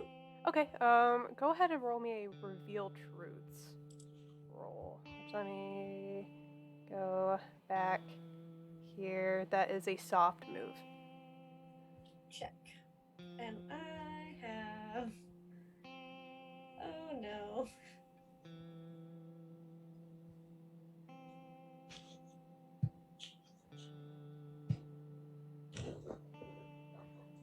Alright, so that was an 8 total. Okay. Yeah, an 8 total with the -1. All right, well, that's still success, so that'll work for you. So you get to learn something useful. You can ask me one of the following questions and get an accurate answer. So you can ask, what is the most dangerous thing here? What is the hardest danger to notice here? What is being deliberately hidden here? What hidden motives are at work here? There's a very long list. Yeah, I see them. Okay, cool. I will say, what is being deliberately hidden here? Sure.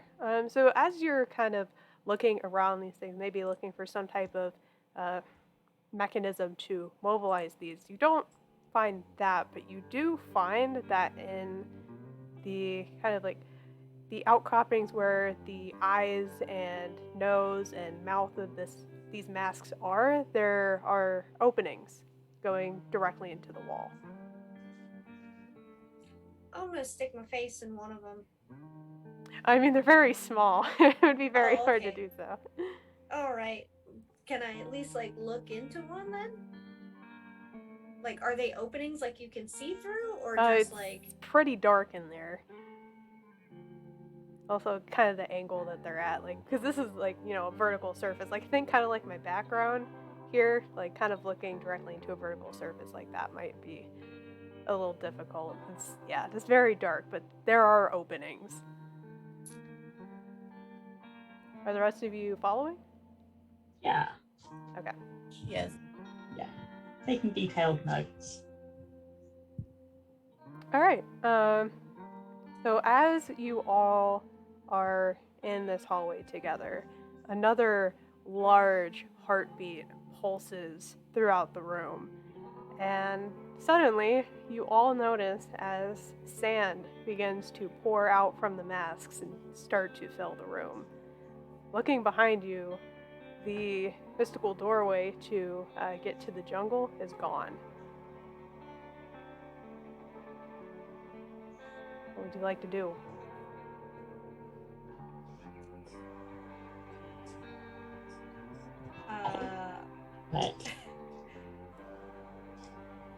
So, Mikkel will tear a piece of her shirt and start trying to plug one of the holes to see if it starts to make any difference. Okay. I mean, you plug one of the masked eyes, we'll say, and it doesn't seem to do a lot, at least for the volume of sand coming in from all of the other things. Like, you see the mats on the ceiling are also doing this. It is quickening pace. Can I just go and sit in the center of this area? And I would like to try and commune with strange powers. But specifically the old ancient powers of the world that I usually connect with. Okay, go for it. Okay. Yeah. 7 plus 2 on Clea. So wait, so that's a 9. 7 plus 2 Yeah, is you're 9. gonna addition with the dungeon bitches. Math! Alright, so that means you can ask one of the following questions from the Commune with Strange Powers list. And specifically, I feel like the what bad shit is coming my way seems very obvious right now. I would like to ask, what do you want? Okay, so as you reach out to the greater powers that be, the ancient powers that be, you don't exactly get a vision, but more a echoing throughout the chamber of one of the 5 principles of something that you don't exactly worship, the wounded mother. The first of those principles being, if you can't endure, flee.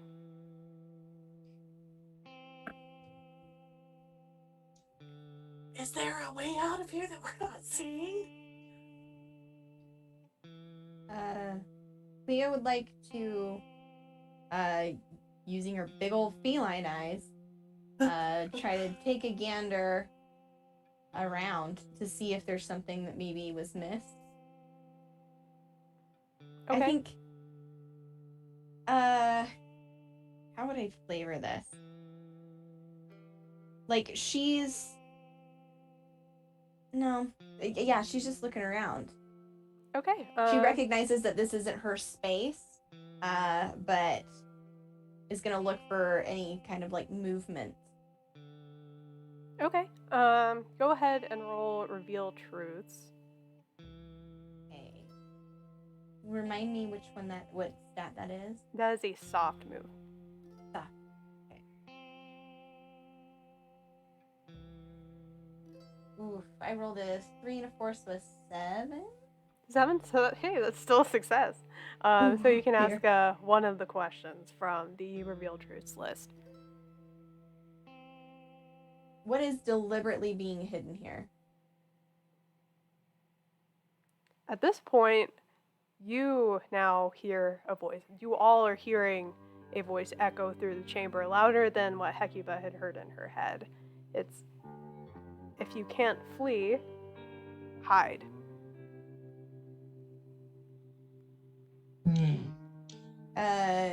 Cleo's going to look at Mikkel with a tilted head. Is this not the teachings of your mother? It is, but I have the ability to endure, and I am concerned for you guys. Do not worry. And Cleo's gonna kind of curl up around Frey and start kind of padding off to the side. We shall hide. And I would like to very much hide right now, please. Okay, go for it. Yeah. So that is a subtle move, right?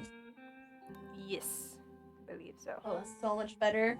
That is 12. Hell yeah. Overwhelming success. So you feel very hidden. Can I use that real good roll to like help others also hide, almost like kind of using my form to like help them disappear? Yeah, I'll go with it. You can spend bonds to aid people as well, I believe. Sick. Okay, because at this point the sand has reached probably up to everyone's knees. Maybe a little less with Cleo because, monster form and everything. DM. But Upon hearing the voice that says, if you can run, hide, I would just, since I'm sitting in the center of the room, I would just like to kind of lay back and then do a little bit of a snow angel in the sand until I am shimmied down under the sand with like maybe just like my nose out for some air, hiding. okay.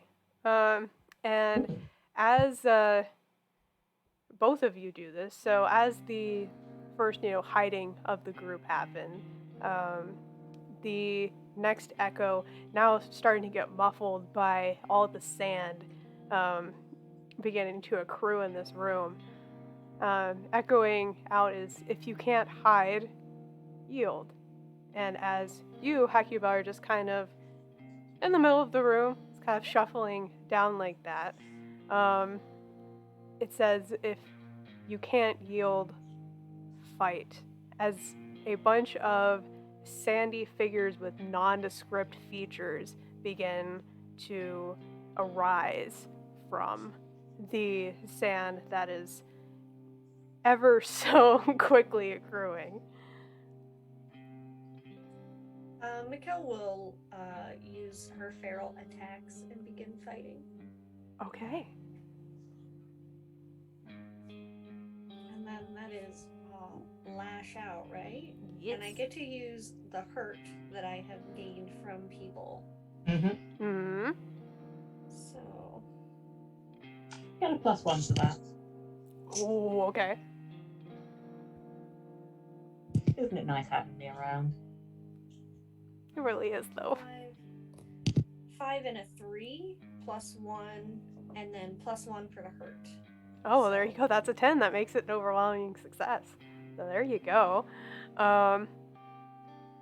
So yeah, in a display that all of you have rarely seen before, Mikkel goes after all of these figures in an almost terrifying display if you were on the receiving end of it. Mikkel, would you like to describe how you dismantle each of these? Yeah, I would imagine that if you were able to see the heart in her chest or her actual wound, if it wasn't covered, if you could see it, it would normally look like an average heart, but when she starts like her feral attacks, it would kind of just black out a little bit as if not human, kind of losing some of that humanity. And you will just see kind of like a maw start to kind of unhinge, teeth elongating, wildly unnatural, and she would just start just ripping at them with her teeth.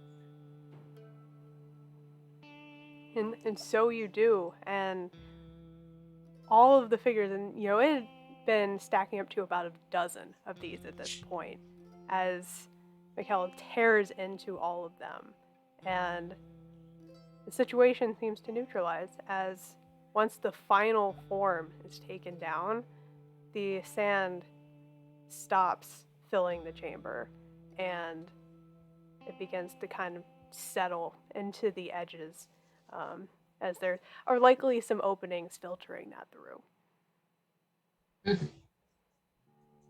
And Mikkel, in kind of having this moment of calm afterward, the adrenaline settling, you do hear, if you must fight, sacrifice anything to win. And you know that as the 5th and final principle of the Wounded Mother. And a voice that you've definitely heard before. She will kind of just like grin to herself, knowingly.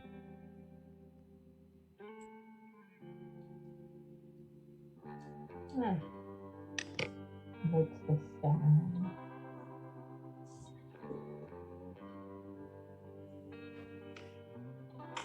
So we're not going to die? Not right now. You. Cleo's gonna get up and stretch kind of like where she was hidden and take a couple steps away from everyone and shake any of the loose sand off of her fur before sitting patiently. Who is next? Yeah, Mikkel's gonna start looking for a new exit. Which, as you are looking for one, the mouth of one of the larger masks begins to open and go all the way to the floor as a doorway that could fit really any of you.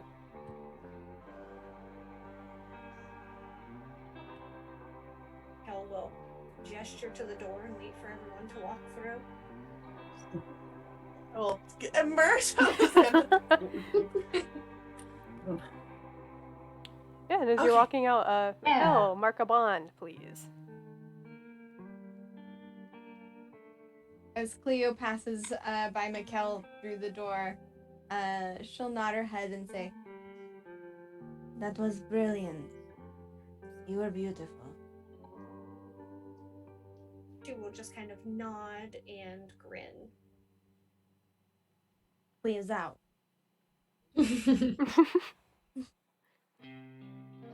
I would ask if you are alright, but you seem to have enjoyed yourself.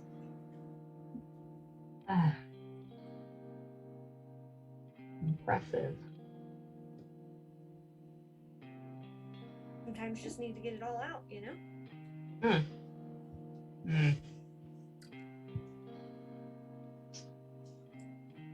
Okay, well, as all of you are walking out, I'll say Rhiannon probably being one of the last of the group to walk through. Oh, that was an affirmative. Okay. Yeah. Yeah. Hiding at the back. Oh.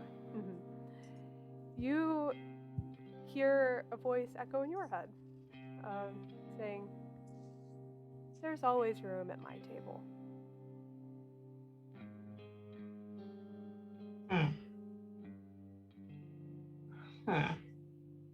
Notebook.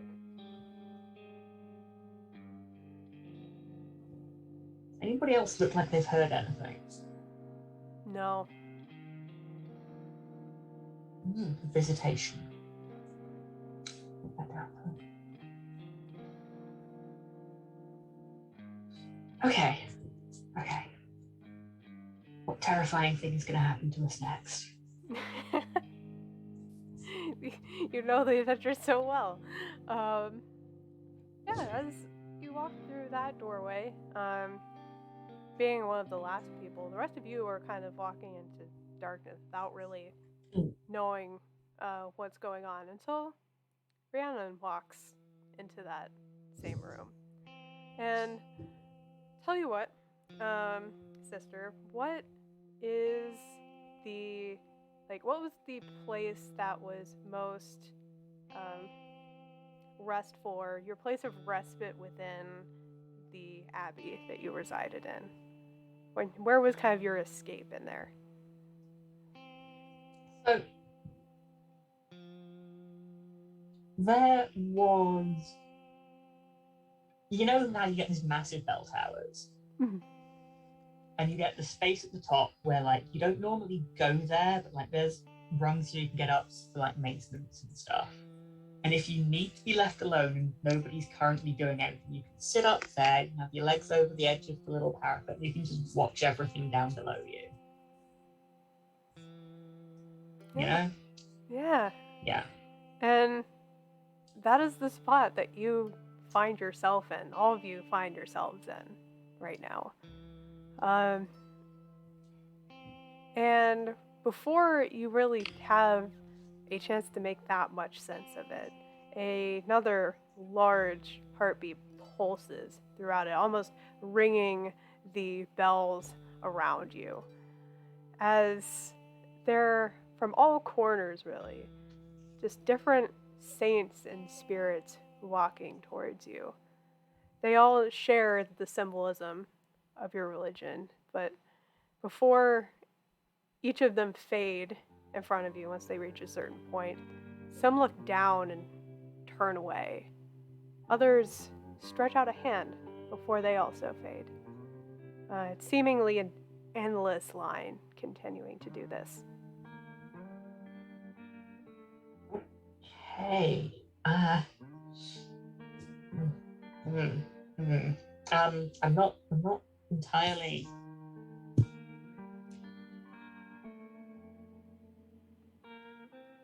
You're all clever. Is this real? I mean, the rest of you all see this. The spirits are not paying attention to the rest of you. They're only paying attention to the sister. Is this unusual for you, sister?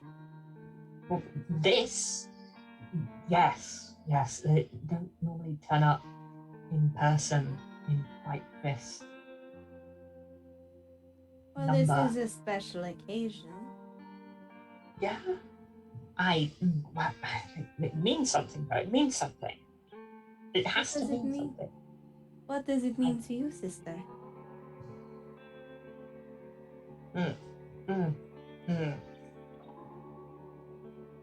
I think I'm being judged. I don't know why I'm being judged or I'm being judged about, but it means, like it's not scrutiny, but it's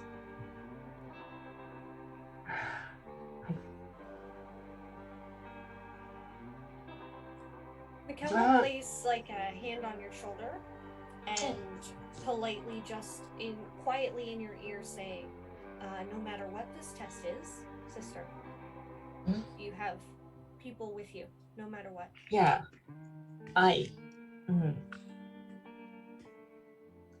Perhaps you judge them right back. Well, but they're saints. But you are right. But you are right.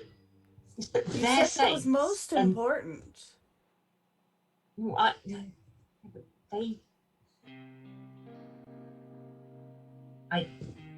Cleo's gonna kind of crouch down and, like, with Mikkel with her hands on her shoulder, Cleo's going to stand next and lower her head next to the two of them. They are saints, sister. But you can be a god. All you have to do is step into your own power, yeah? Well, yes, that's how one becomes divine. It's the terminology is a political designation. It's not. Also, like if you become, I don't understand why I matter. Oh, how absurd.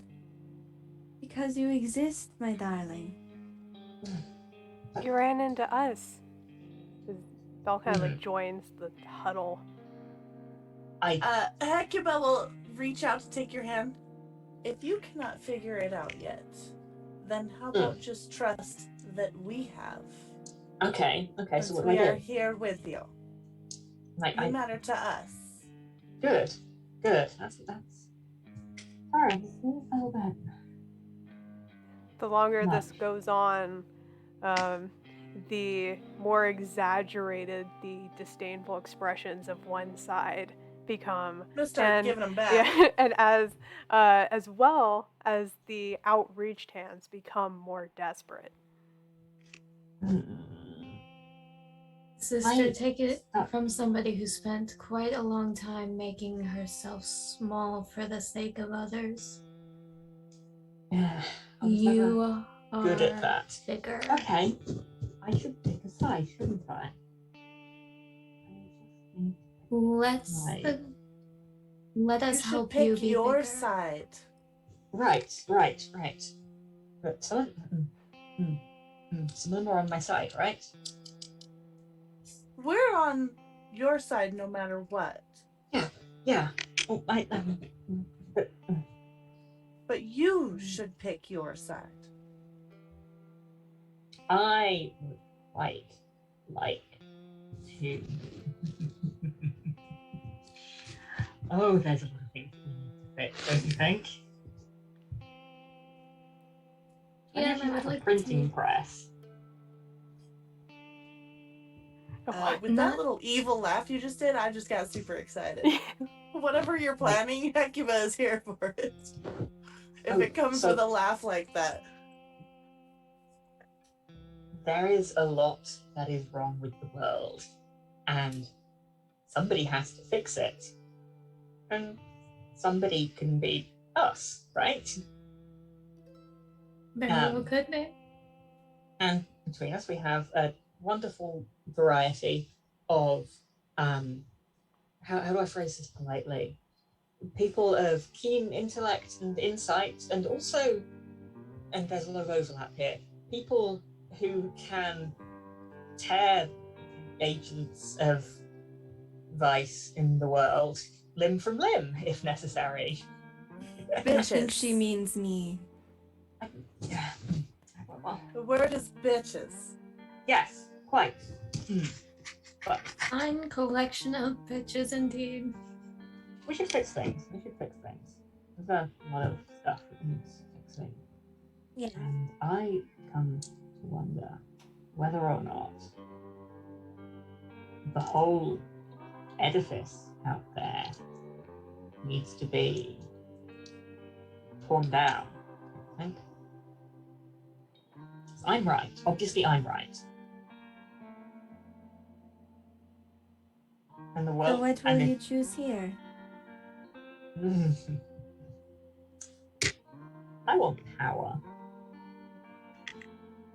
Then take it. How do I do that? Tell them to fuck off. Only those ones. Those ones are good. I would like to draw on the power of prayer. Okay. I have no idea what mechanic this would even be. I'm really hoping it's not lash out, because I'm very bad at that. But I would like to draw on the power of prayer to tell a lot of very bad saints that they can just jog on. Okay. Tell you what. We can make a deal. If you are willing to become broken for this, I will make it an auto success. Heck yeah! Okay. Boom. Let's start bleeding from the eyes everywhere. And just... Yeah, so describe like what you're saying to them, like how you are channeling that power towards the more disdainful side of these spirits. I think it is just furiously angry. I think it's just absolutely howling in anger. And there's a lot of things being quoted, followed by a lot of, and this is why you people can't fucking read, because if you could, you'd know that's not what they're talking about. Do you ever read those academic papers where you can tell that the person who wrote it was really, really angry at somebody specifically, and that somebody has read it and is having a really bad day? Yep. Yeah, just that at the top of the voice until kind of breath runs out and Rhiannon just kind of collapses. Yeah, you all watch this as eventually like the words and the theological terminology is way above your head. You don't even know what Sister is even talking about at this point, but you know that the words carry power.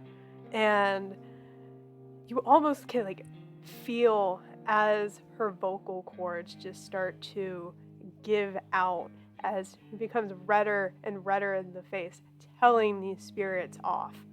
And as this happens, as her voice kind of starts to break, Cleo would start to growl, like in support to try and help push that message and like give it more bite as her voice is failing. yeah. Okay. And yeah, anyone else who joins in with their voices sees the line of disdainful spirits just kind of almost like dominoes just begins to wane as the spirits that reach out more are becoming more prominent and are surrounding this bell tower, are starting to make the bells chime again, and are in support of this, surround all of you. And to kind of a light.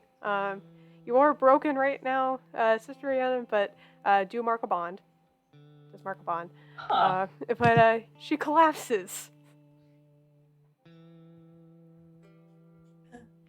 Mikkel would definitely go to like grab her since she was kind of holding her anyways, to make sure she does not hurt herself as she collapses, and will kind of just cradle her there as long as she is willing, until they kind of gather themselves or however it happens. I know it takes time and you gotta do things, but she'll hang out.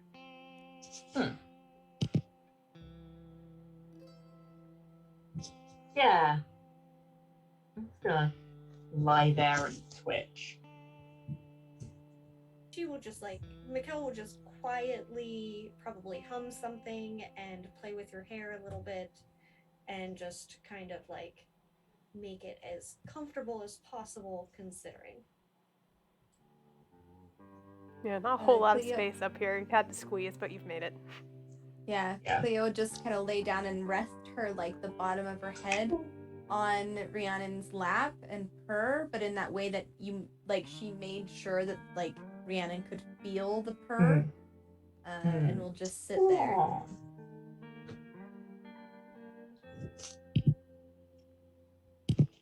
All right.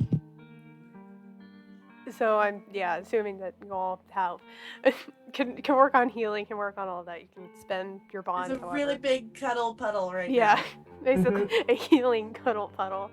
And part of being broken is a point of damage. Is there any particular permanent injury you had in mind for that? Part of me wants to do like fucked up vocal cords, and part of me thinks that if I just whisper for the rest of the game, nobody will be able to hear what I'm saying, so that's a bad They'll idea. understand that that's what you're doing, though. We Yeah, can yeah, flavor well, it yeah. that way. Yeah. Yeah, I'll go with that. Sure. Well, cool. Okay.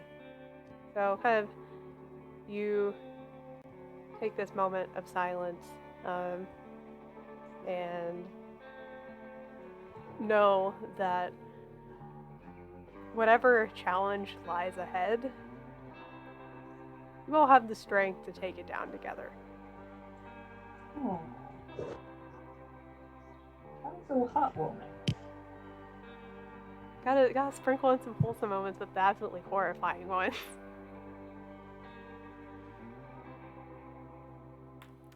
Yeah, what would you all like to do next? Theo's gonna stand, stretch, look for the exit.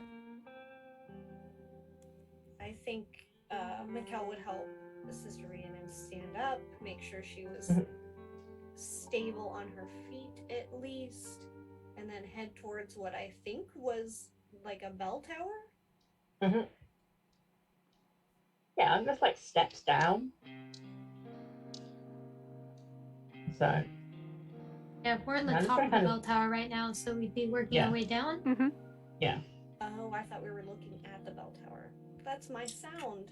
I only hear parts of sentences. So Oh no. Sorry. It's all good. It's okay. It's all good. Tech issues. been an What's a all-day stream thing. without some type of tech issue? All right. Last time it was Luca's headset dying. This time it's Chrissy's audio. I'm like, It happens. It happens. But yeah, you all are able to climb down from the bell tower as you see at the next doorway, kind of leading into the building. Although as you enter, it's definitely not a building that you're walking into. You are, as you step in, all on the ledge of some massive tunnel. There are various rocky catwalks going out to the middle of it. Like it's a vertical tunnel. Think that. Yeah. The catwalks go out to the middle, though you can't really see how far down it is if you were to fall off of one of them. And they all join into one earthen ring surrounding a large red gem that is glowing and pulsating with light. But what catches your attention next is what briefly stops you in your tracks. There is a massive, desiccated husk of a creature draping itself over part of the gem, and what you'd expect were once all the rest of the catwalks on the other side of this tunnel. Its wispy hands encase the gem's edges in darkness as it gnaws and gums at it with rotted or entirely absent teeth, appearing to glow with each bite that it takes. It notices all of you and almost clings on like some type of parasite as it looks to you with its sunken face. You all stole the key from me. You stole it. It is I who is fit to rule, and I will take my power back no matter how hard I have to try. No matter what it takes. Something I that didn't captures steal a heart anything. by force doesn't own the heart at all. It just stares daggers, unmoving from it, continuing to grasp onto it. Does it seem in any way unholy, do I think? Not as much unholy as it is just a rather dark part of reality.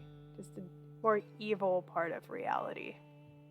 It is hollow. It is a Bleak. hollowed power. Yeah, it is bleak.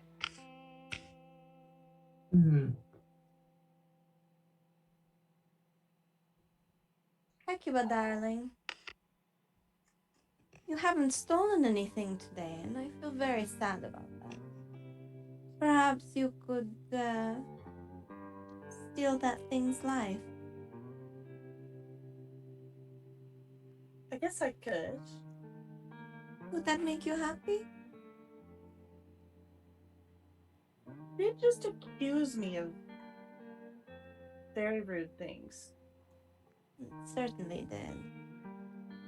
Can I lash out? Yeah, go ahead for it. Please.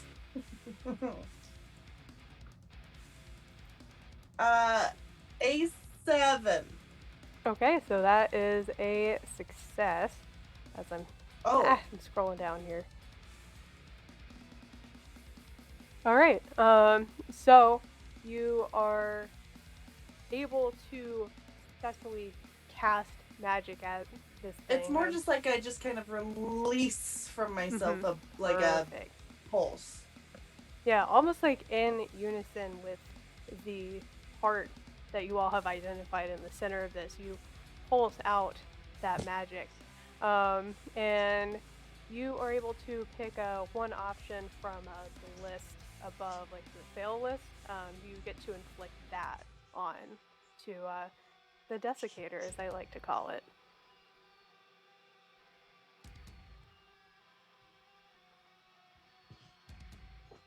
I assume it's still good though? Yeah, no, it's still good. Like you succeeded. You just get to pick what out of that fail list. Yeah. Okay. So you could deal a point of hurt. You could, I don't know why you would deal a point of hurt to someone cares about, but you could. That kind of thing. Does something valuable is lost or destroyed? Wait, what? Is that something valuable is lost or destroyed? Right? Okay. That's one, right? That is one. I would like it to lose its skin. Ooh. Okay. Brutal. That is brutal. Okay. So as you are pulsing this out, yeah, the skin rips off of it. It's this dried husk, and as you see all of it slip off, it is now just this sandy thing that's just beginning to drip the sand all the way down into the nothingness below. Very well done. It is still trying to maintain its form while enveloping the heart, and partially with the weight of it, just the sheer mass is starting to destruct the catwalks around. Cleo's going to step behind Frey and whisper in her ear, "My darling, it is time to step into your shape and be as big as you wish."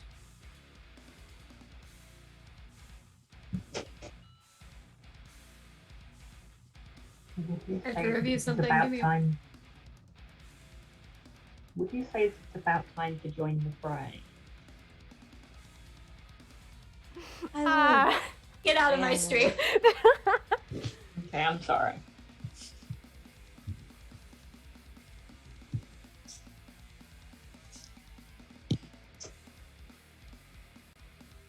Alright. Is anyone doing anything? I think Frey's looking up a rule really quick. Oh, okay. Cool. Anyone else has other things to do, go forth and do great things. I am trying to make something work. Oh. Mikkel would definitely also feral attack. Go for it.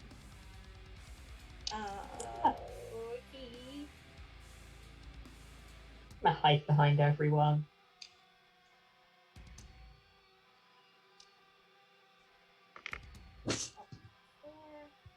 A 4 and a 6. Yeah, math. 10 total. Okay. Oh, plus 1 because I have 1 hurt, so 11. Oh, there you go, though. Okay, so that's an overwhelming success. So you are able to pick one of the options from that same list, and we'll just say deal 1 hurt.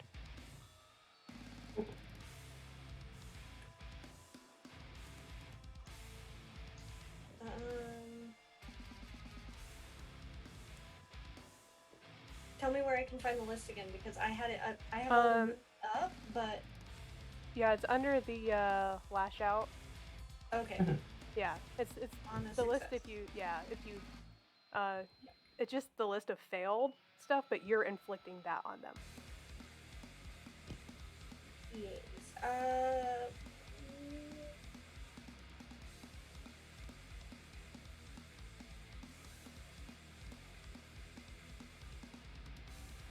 Yeah, I mean, I will inflict a point of hurt. Yeah, Okay. for sure. Yeah. Hell yeah. Alright. So as you all are starting to engage and fight with it, it's trying to keep that form almost desperately as more is dripping off. It is floating into the air as it gets its own pulsation of just a deathly energy, something that's sapping life force out. As I would like everybody to roll Endure Pain. Oh no, I'm bad at this.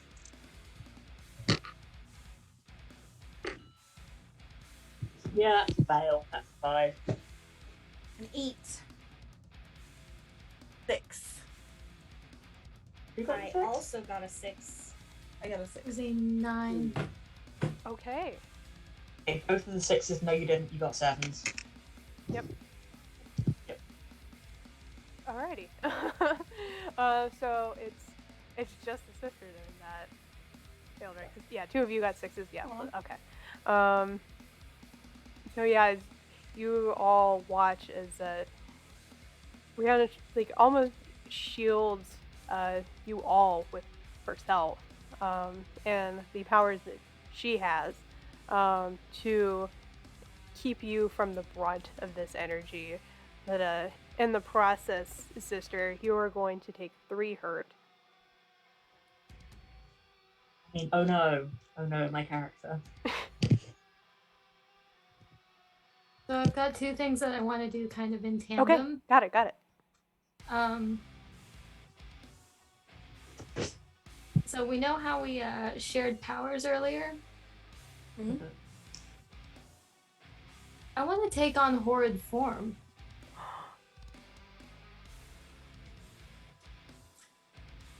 And how that ends up manifesting is you hear a lot of the similar clicking and disjointed popping that comes with Cleo's transformation, but it's almost more like skeletal. More of an extension of the body she's already got, the scars lining down her face, across her body, her arms, and that aura, that energy that usually pulses from her when she taps into that reservoir power is just spilling forth at this point from this new manifestation of a vessel. The role for horrid form comes with making a hard roll to indicate what type of response comes from those who witness it for the first time. Which mine ended up being a 10. The true horror of the event rattles your victim. Pick 2 reactions to the list above. Our victim being, of course, the desecrator. I'm gonna roll with a freeze, which is you get a +1 to your next roll to act against them. And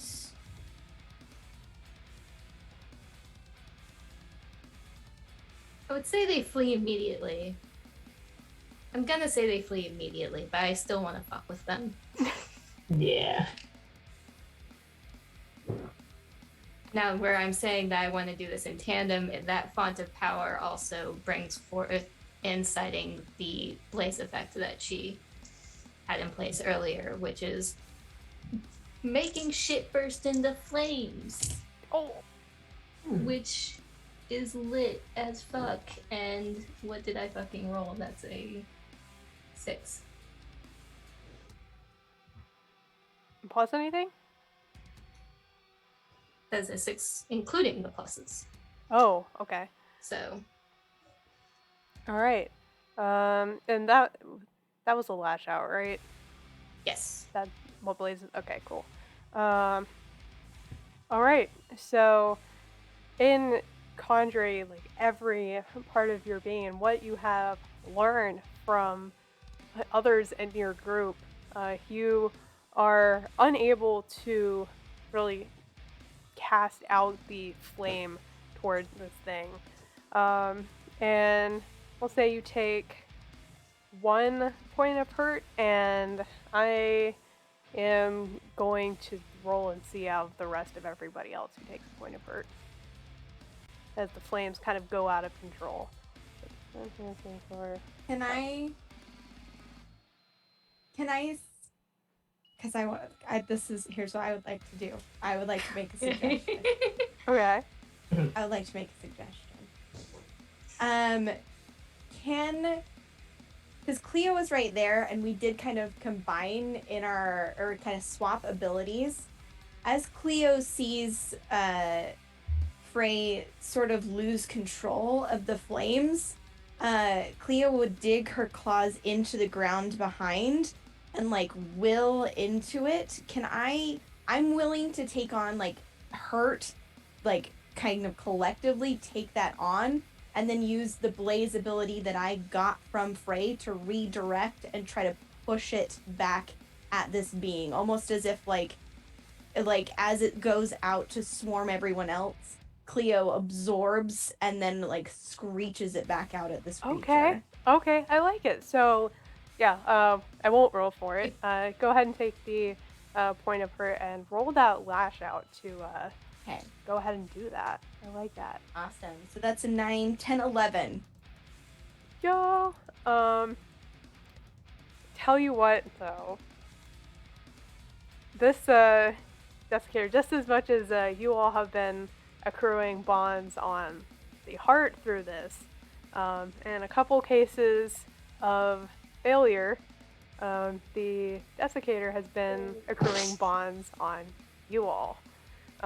So it won't be an overwhelming success, but it will still be a success on your lash out. Perfect.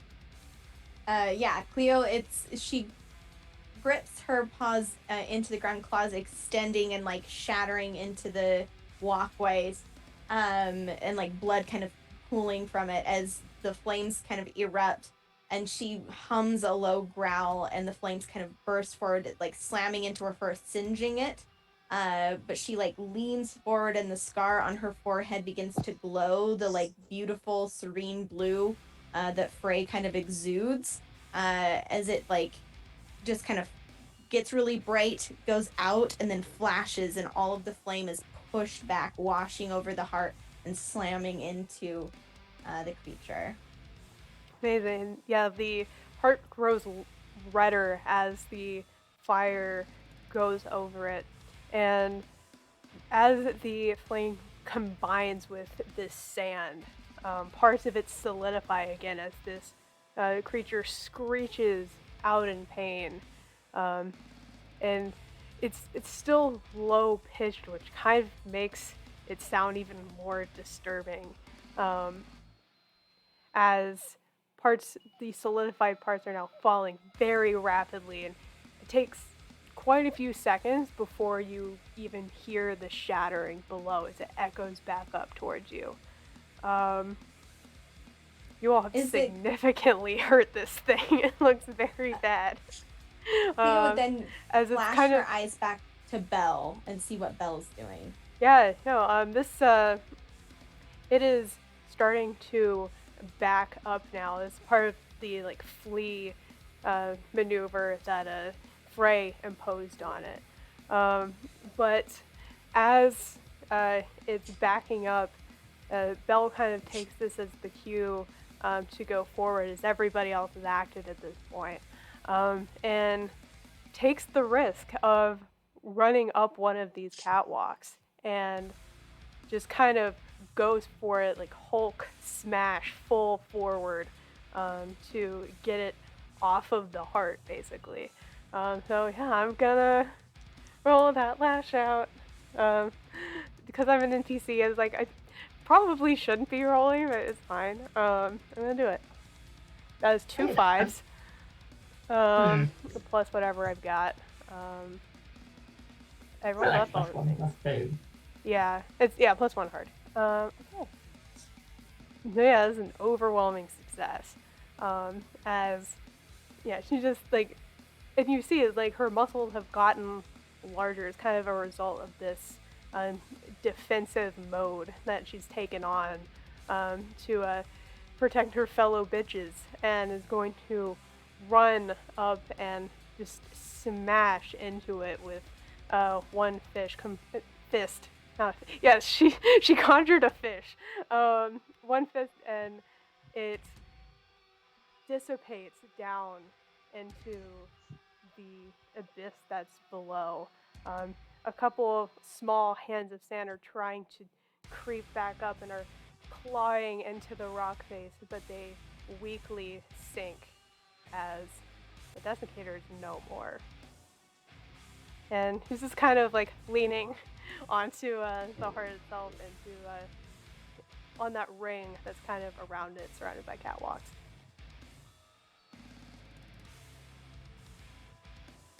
I'm gonna go up and just put a hand on Belle's shoulder. All right? That was badass. Yeah. That felt good. So we succeeded?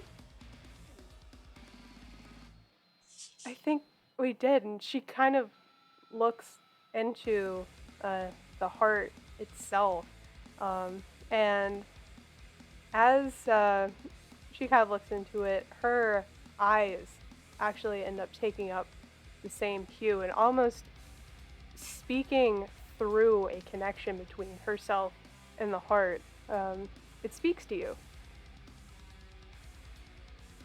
You rescued me and kept me safe. You faced my challenges and succeeded. And most of all, you saved my heart from being consumed and corrupted.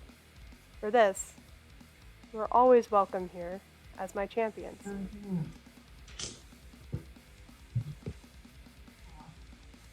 As that effect kind of fades, there is an energy almost in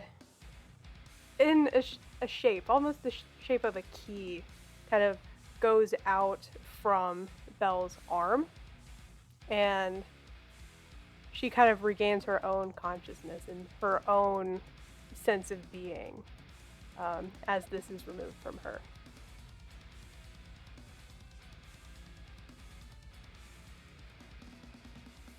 Wow, that was a lot. We did it. Yeah. Feeling a little like we got some extra energy to burn if we want to go back to the inn. I think I could use massive light downs. Okay. Yeah, the problem is, how do we get out of here? You all know? We could ask nicely. And Cleo will kind of take a couple steps towards the heart and stand arrogantly on the catwalk and lean down towards it. Excuse me, darling, could you maybe take us home now? We are very tired. That I can do. And kind of, as all of you kind of enter a certain proximity to this gem, you feel almost kind of like a tug. Like, you can definitely tell that this is the thing that you've been looking for, that you bonded with each challenge here, and it's almost beckoning for a reciprocation of that bond.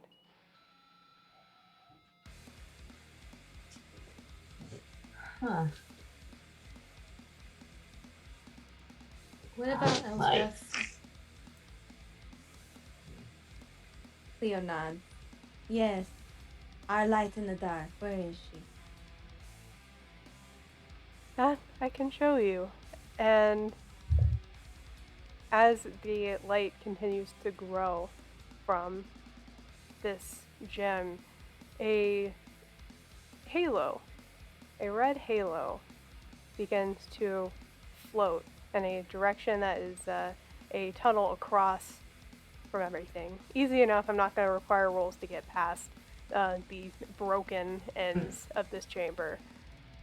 But you are able to follow that halo back. As the closer it gets, you can definitely tell, like, the heart itself is excited to reunite this group as it goes faster and faster as it collides with a very familiar halo and sparkles out as you find Elspeth, who is kind of wandering around the tunnels and was trying to find you all from the other end.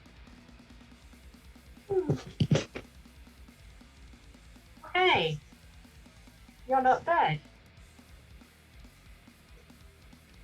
That I'm not. Good on you. I tried my best. Yeah. Frey, I imagine by this point Frey has kind of clicked back into her original form, for lack of a better term, because that doesn't last very long. Please. Yeah. She was not expecting that, to be honest, but it happens. She is maybe the first one to approach Elspeth and just pull her into a hug, because she was actually kind of worried that she lost Elspeth there. Mm-hmm. Touching moment of being reunited. Having a very pretty large group of bitches at this point. You all are able to navigate back, seeing kind of the wake of destruction that really this entire ordeal left is shocking. There are portions that are now taken away, but there are entirely new caverns that have yet to be explored or become other abodes of other creatures. It is a change, and hopefully a change for the better. Is there anything else you all would like to do? Rhiannon, darling, about a date. I was thinking maybe we could try axe throwing. You know? Or is that a little too hands-on?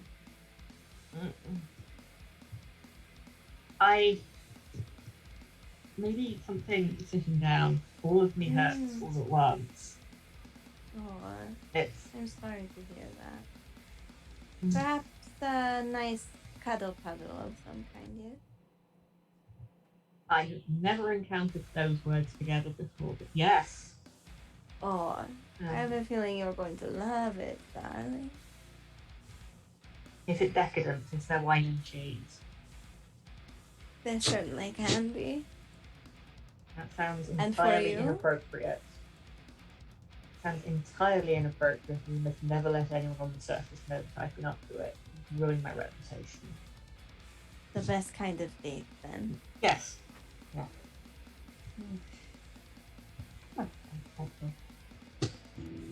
Yeah. Yeah. Yeah.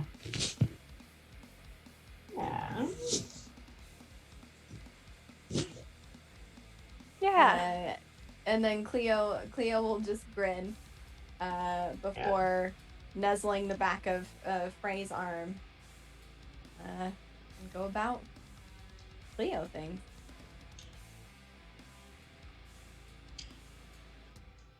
Well, cool. Cleo doing Cleo things.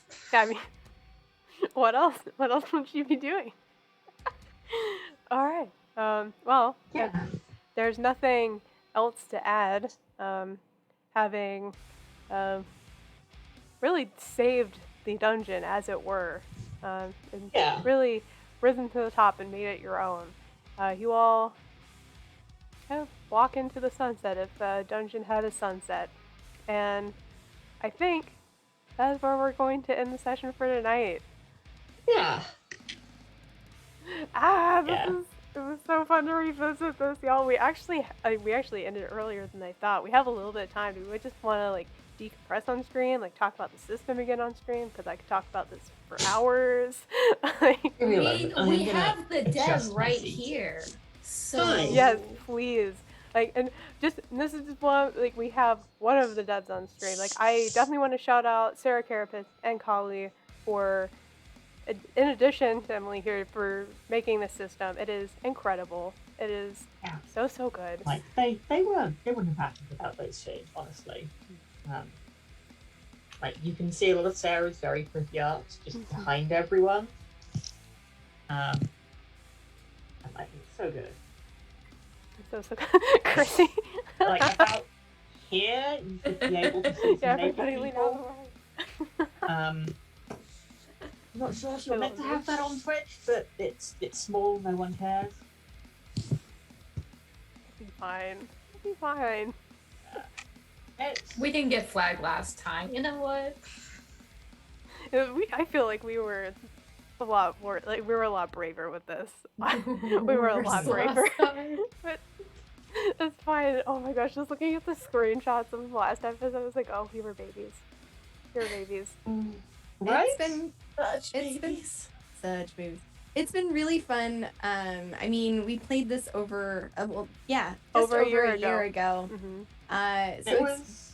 so cool to come Yeah. back to this system and these characters, and I think it just speaks to the magic of the system to come back to the same set like a year removed, like a year of experience or whatever. Because I know when we originally, I can speak for myself, but I know when we originally picked our characters, they resonated really deeply for a myriad of reasons. Like for myself, picking the Beast, there was a lot of like parallels in my own life. So one of the things that's been really cool about this is coming back a year later, with all of that experience and playing the playbook in like a different direction, or just the different feeling, and yet it still feels like home and still feels very natural, which is like so satisfying. Like to still be able to have those really intimate, beautiful moments. Like it hits so right.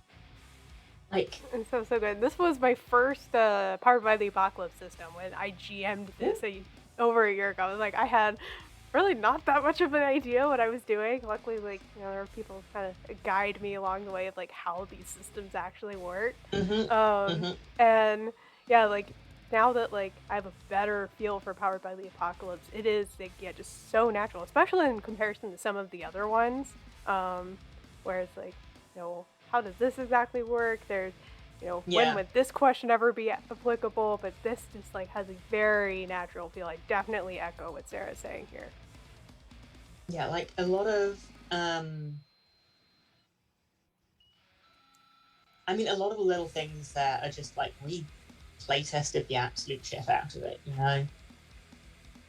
Like, before and during and after the Kickstarter, there was like a year's worth of just game after game after game after game with the same team of maybe about 10 people that are all in front of the book, and it's not going to work for everybody, but I think that once it clicks, it really works.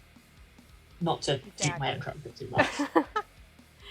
No, go ahead and do it. This is throwing it on stream. It's the best, and oh my god, But like, I said this. I said this in the little preamble chat before we started streaming earlier. But like for the 3 devs, there was a moment when we were, like watching you stream, where we were all in a voice chat together, like a year and a month ago, and just going, okay, they get it.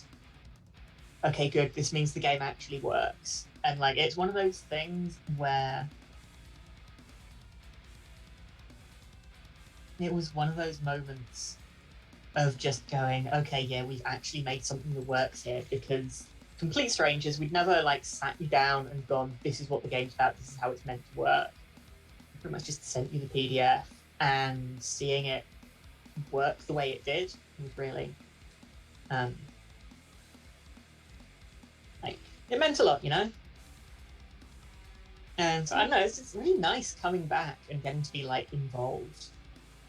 Absolutely. I mean, we're so glad that you all have stuck around for the last over a year, just being around the community and being, like, really invested in, like, everything the Coven has done afterward. Like, Sarah suggested Velvet Glove, which we played later on. Ended up being fantastic. I love Velvet Glove. It's very good. It's a game that doesn't fucking compromise. I love it. That's very true. So yeah, I just really like how this has, brought, so many people together. It's just been incredible. I never could have expected this. This started with a Galentine's honey heist that I was putting together, and then you all reached out to us, and it was like, oh my god, like, we totally got to do this, right? And to come back with a part 2 for this, like I mentioned with part 1 was based on a Cajun folk song that was later arranged by Frank DeKelly. This was the movement 2 of it, and I actually had a little bit of a challenge kind of figuring out how to weave it into this, just because the setting wasn't exactly the same. It's the second song is, first of all, it's in 5/4 time, which is kind of a bitch. But second of all, it takes place on a person on a train trying to hurry back to their lover who is sick. So I'm like, okay, well, how do I really incorporate that into what's going on? Then I realized that I wrote a system about a train. And I wonder if I feel like Meg probably picked up on this, if anyone did, picked up on it pretty quickly. But I actually overlaid the decision of what rooms are gone to next and what time period they're in from my system, Locomotive. I was wondering whether... Yeah, it was just like the fact that, like, you know, Meg and I's game of that kind of proved that it would work as an overlay to another game. It's just like, okay, well, we'll keep this, you know, the core of this is Dungeon Bitches, and then just kind of add this over to add the element of, you know, a little bit of time travel, a little bit of feelings and places that mean things to the group, and I don't know, kind of hope this turns out okay.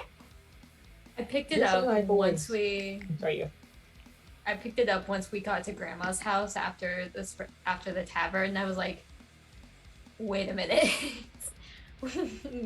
We're gonna go through everybody, and it's gonna be something pivotal. Yeah, either from the first session or just the character. Yeah, and I loved that though, because it felt like for Cleo's thing, right? It was very straightforward, right? It was just like the second I saw the thing, I was like, I know what needs to happen here.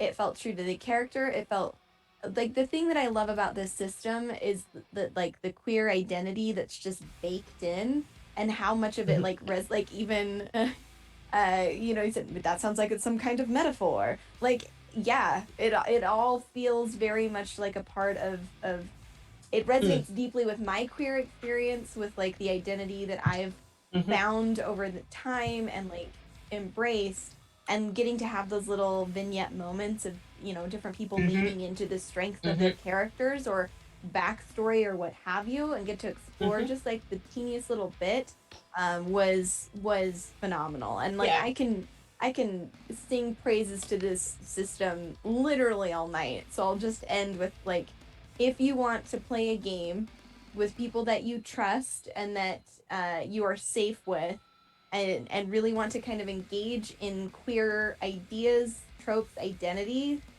I feel like this is the best system I've ever played to do that. It's phenomenal. And speaking from the GM side, it's so easy to tailor parts of sessions, and even like doing this long form, it would be very easy to tailor this to your players and the characters that they brought to the table. Yeah.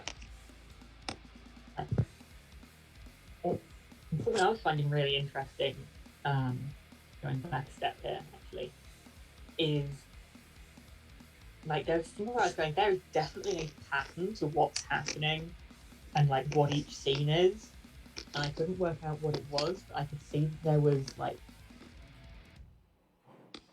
there was something underneath it, and that was, like, for maybe a little bit of my brain, that was really fascinating, that you were like pinpointing something with each character. Yeah, I was like, I'm just in love with everybody's characters. So I was like, I need to like put something in for everybody's. Much fun. They're so much fun. This is like, I don't know, yeah, just seeing like everyone's characters like walk into the beginning, I was just like, they're like old friends. Oh my god. The best. Also, as like RPG decision making goes, we're going to have to fight them because we can't leave because our friends aren't done fucking yet, is I think the best reasoning I've seen for a fight in a while. Yeah. And of course it's at the spread eagle, like this happens every time like you all are at this place, and I think that's the best. Let me talk about that scene for a minute though, because that was I'm right in assuming that was Frey's pivotal scene, since that was the kickoff. In the first session, I'm reflecting this on my character and the differentiation and the growth that happened in that short time span. First time around, she was very small, did not really want to engage, but the other bitches stepped up before her and spoke up.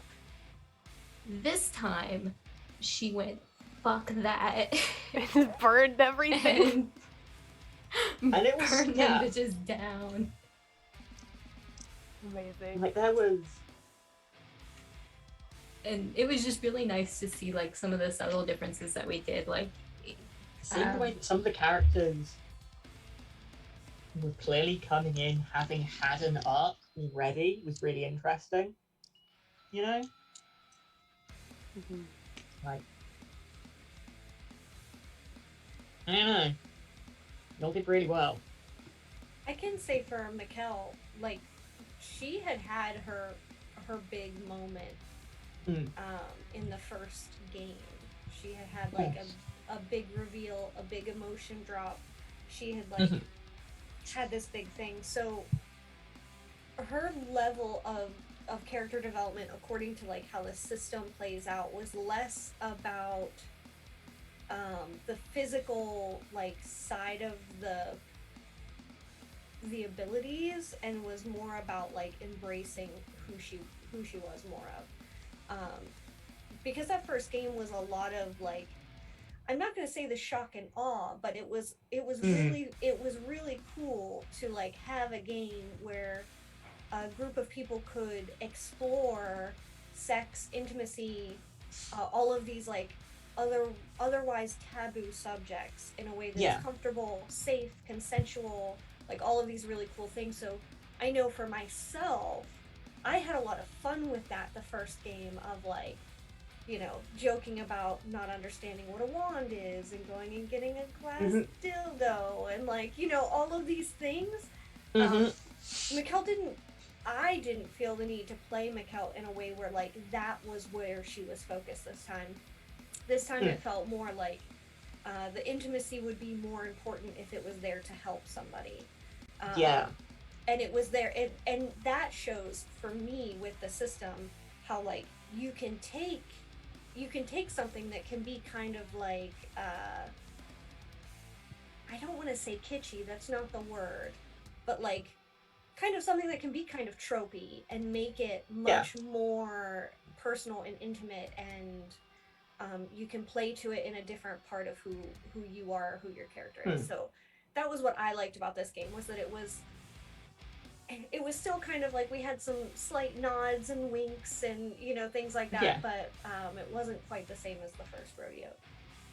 Yeah, I'd absolutely tack on to that from Cleo's perspective, because first game, like, it was fuck everything that moves. Like, it was full flirty. It was like kind of leaning into that, and then like arc-wise, in the first session, like Cleo had a moment where she like revealed her true form, and that's kind of like what broke the mirrors. And so coming into this game with a year of life experience under my belt, and like coming in and looking at this differently, like the focus for me was more vulnerability and acceptance rather than like kind of a different energy. So coming in and just like, this is who I am, and I'm okay with that, and I'm comfortable with that. And like the goal became help other people find who they are too. Like, and how, again, the system's so nuanced and beautiful, you can do that. You can have an orgy next to a like, listen, bud, how do you want to like manage that religious trauma and become like a god? Like, it's just delightful. Like, that's amazing. And you could explore those within like 5 minutes of each other. Sick. I just love being able to, like when I first chose the witch and I saw everyone was like the wounded daughter and the banshee, it was like all these crazy, like you're not even, like it's like you're more than human, and then it's like, I'm a witch, I cast spells and, you know, do ritualistic fucking. But like, I don't know, I just love showing up in the simplicity of it. Like, Yeah. that like cult upbringing of mine, in real life, it's like having some sort of sex positivity where it's like I am surrounded by wonderful bitches and we're all supportive of each other, and like my character can shed her clothes easily and engage in sex with everyone, and it's in a healing, supportive, like wonderful way, and there's no like any sort of hang-ups on it. It's really nice to step into that simplicity of like, yes, her sexuality allows her to connect, heal, and cast magic. Exactly. Like, look what, like, everything you did with that, though. It's like, if any line that was said during part 1 that I remember, it was from Hecuba. Like, look, you were the one that said the only way out is through, and I remember that. Like, that is, like, if I remember any line, it's that. It's like, look at what you did. At the moment, that was my mantra, because I was going through a divorce when we played a year ago, and like, Mountain Goats, I'll get through this year if it kills me, was like my repeat song. The only way out is through. Like, it was just like, I am going to get through. There is like just the end of the tunnel. I just got one foot in front of the other. So it was a well-timed game last year. So like, I have a question for the table. When we all started this, we very downright had like our playbooks picked because they resonated with us almost instantly. Do you feel like that playbook still resonates with you now, or did you end up like picking something else for a different playbook to add to your character, like you've grown into a different role? How do you guys feel about that? There's others that I think would be so fun to play. Does that make sense? There's so many where it's like, oh, that'd be so fun to play. But like, like as the far as like Firebrand? resonating personally, yeah, the Firebrand is one of the ones I'm thinking of. But like, as far as like resonating with me personally, I feel like the Witch is just keeps calling to me. You see, I think there's been a strange kind of like modeling maybe with mine over the years, or over the 1 year, not multiple years.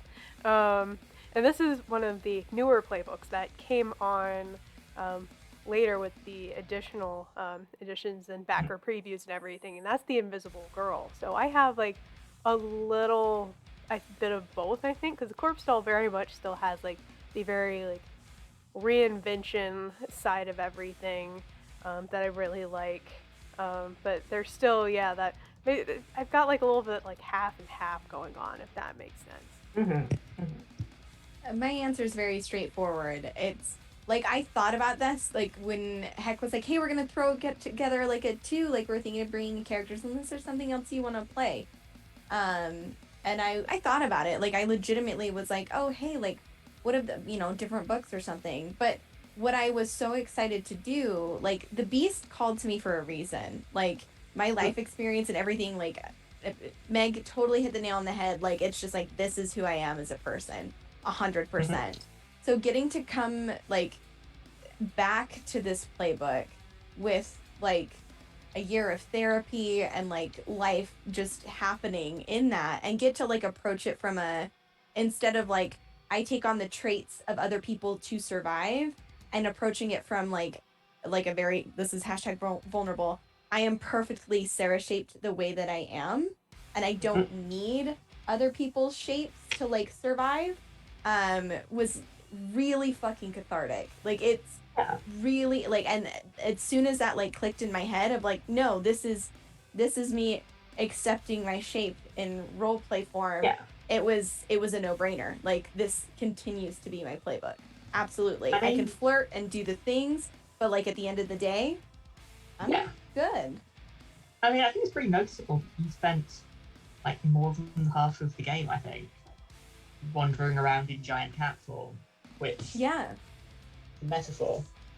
Yeah, it was awesome. And like, kudos to Heck for like setting up that opportunity, because the second it happened, I was like, here we are. Like, I am perfectly Cleo shaped. I will say that I I will probably only ever play the Wounded Daughter. Yeah. I mean, no, I would play other ones.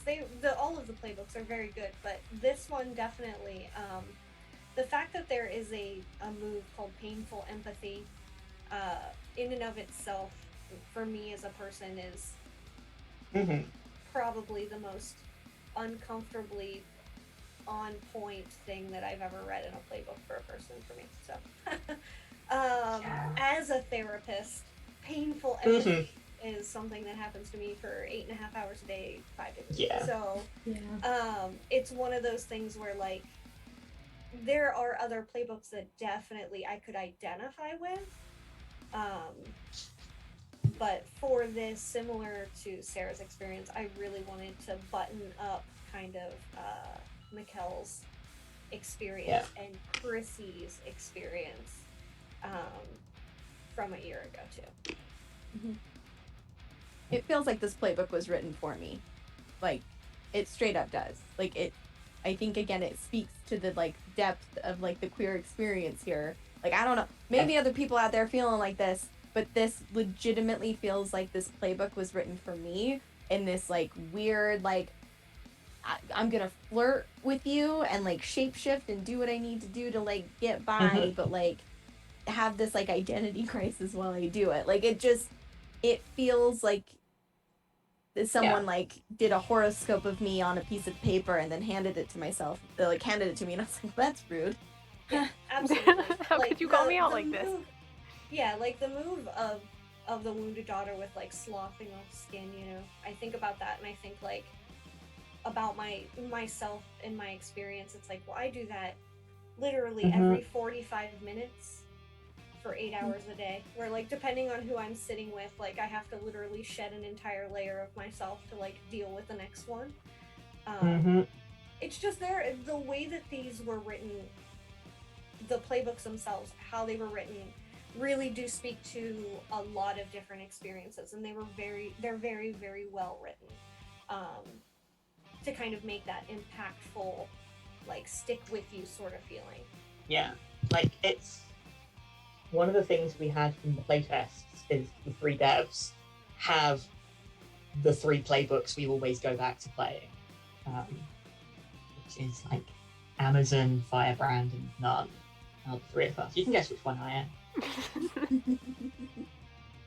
I'm having a really hard time. I think I need you to clarify for me. Maybe just narrow it down to 2. After that, it's a 50-50 chance. Yeah. I guess I have to bring it back around because I asked the question and now I have to answer it. So when I identified with the Banshee, I didn't know why. Like the first time around, and I had no idea why, but it just felt right. And now we're a year later, I've had several upheavals in my life and I'm still working through some shit, and now I'm understanding a lot more about it, and I realized why I identified with the Banshee, and I still do, because it was there was a part of me that was being stifled and shut down, and I was not able to actually do anything or let it out. And now I've reached the point that I'm starting to be able to do that. So now I actually understand why it did. Yeah. Yes. I mean, fingers crossed with all of that, you know? We're working on it. Yeah.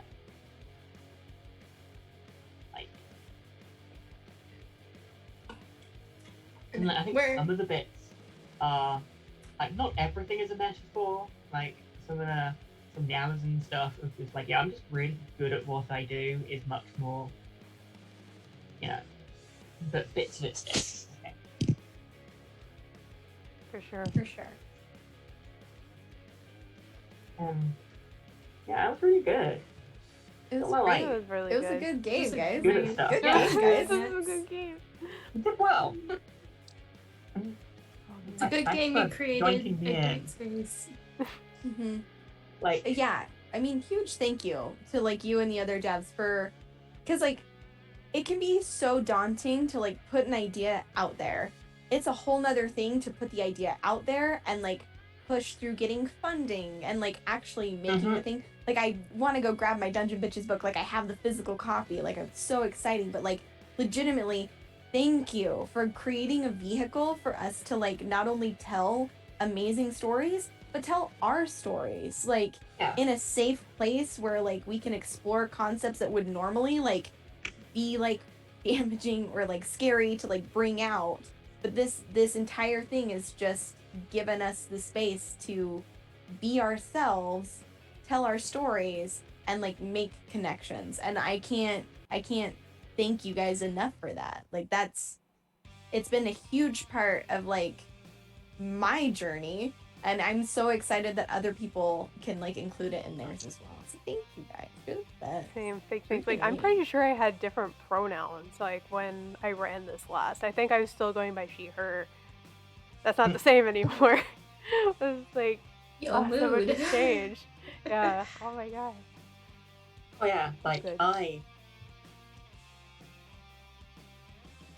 know,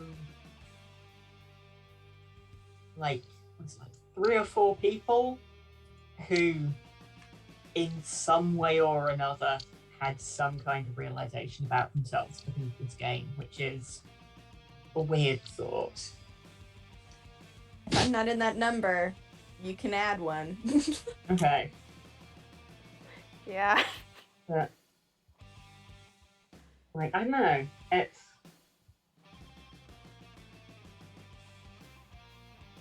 one of those things where it was like, I've seen a bit of the back end talk for like setting this up originally and then setting this up, and it's having the right group is really important, and having people that can like mesh for these kinds of games is really important. And you've done a good job, you know? Thank Well, you. thanks. I love you, bitches. Love you, bitches. And yeah, Feel the coven. as Sarah says, like, there were like, our editor had some stuff partway through, so yes. Oh, now she's doing a little. Oh, very good. We do it back. It is such a very strangely cathartic and expressive system, and I can say I greatly appreciated this experience and being at the table with all of you. And that includes Nipper, who unfortunately was not able to join us this run, but we still love you. And Elspeth, much. we went back for you. Yes. Of course We we were did. not going to end this session without Of course we went. without Elspeth. It's not going to happen. Yeah. That's been really cool. Very, very cool. Well, if no one else has any other questions or comments, we can go ahead and start doing some outros for the night. So yeah, let's start with Meg and go around the table. Ah, shit, I'm first again. I mean, you don't have to be.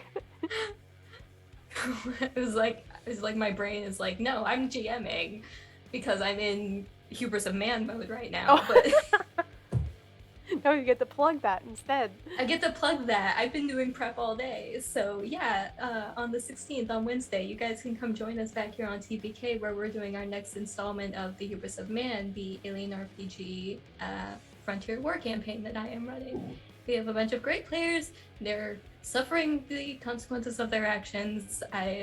One of them tried to touch the black goo. It's a mess. But Who did that? Who do you think? I swear to God, if it was Kirk's character, I mean, You'll just have to go back and watch. I'm There's gonna a whole have to go back playlist and on watch. YouTube.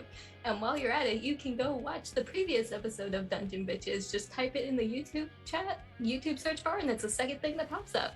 So, but after that, you can find me over on Neon Lights next Saturday on the 19th with our next episode of Against the Light.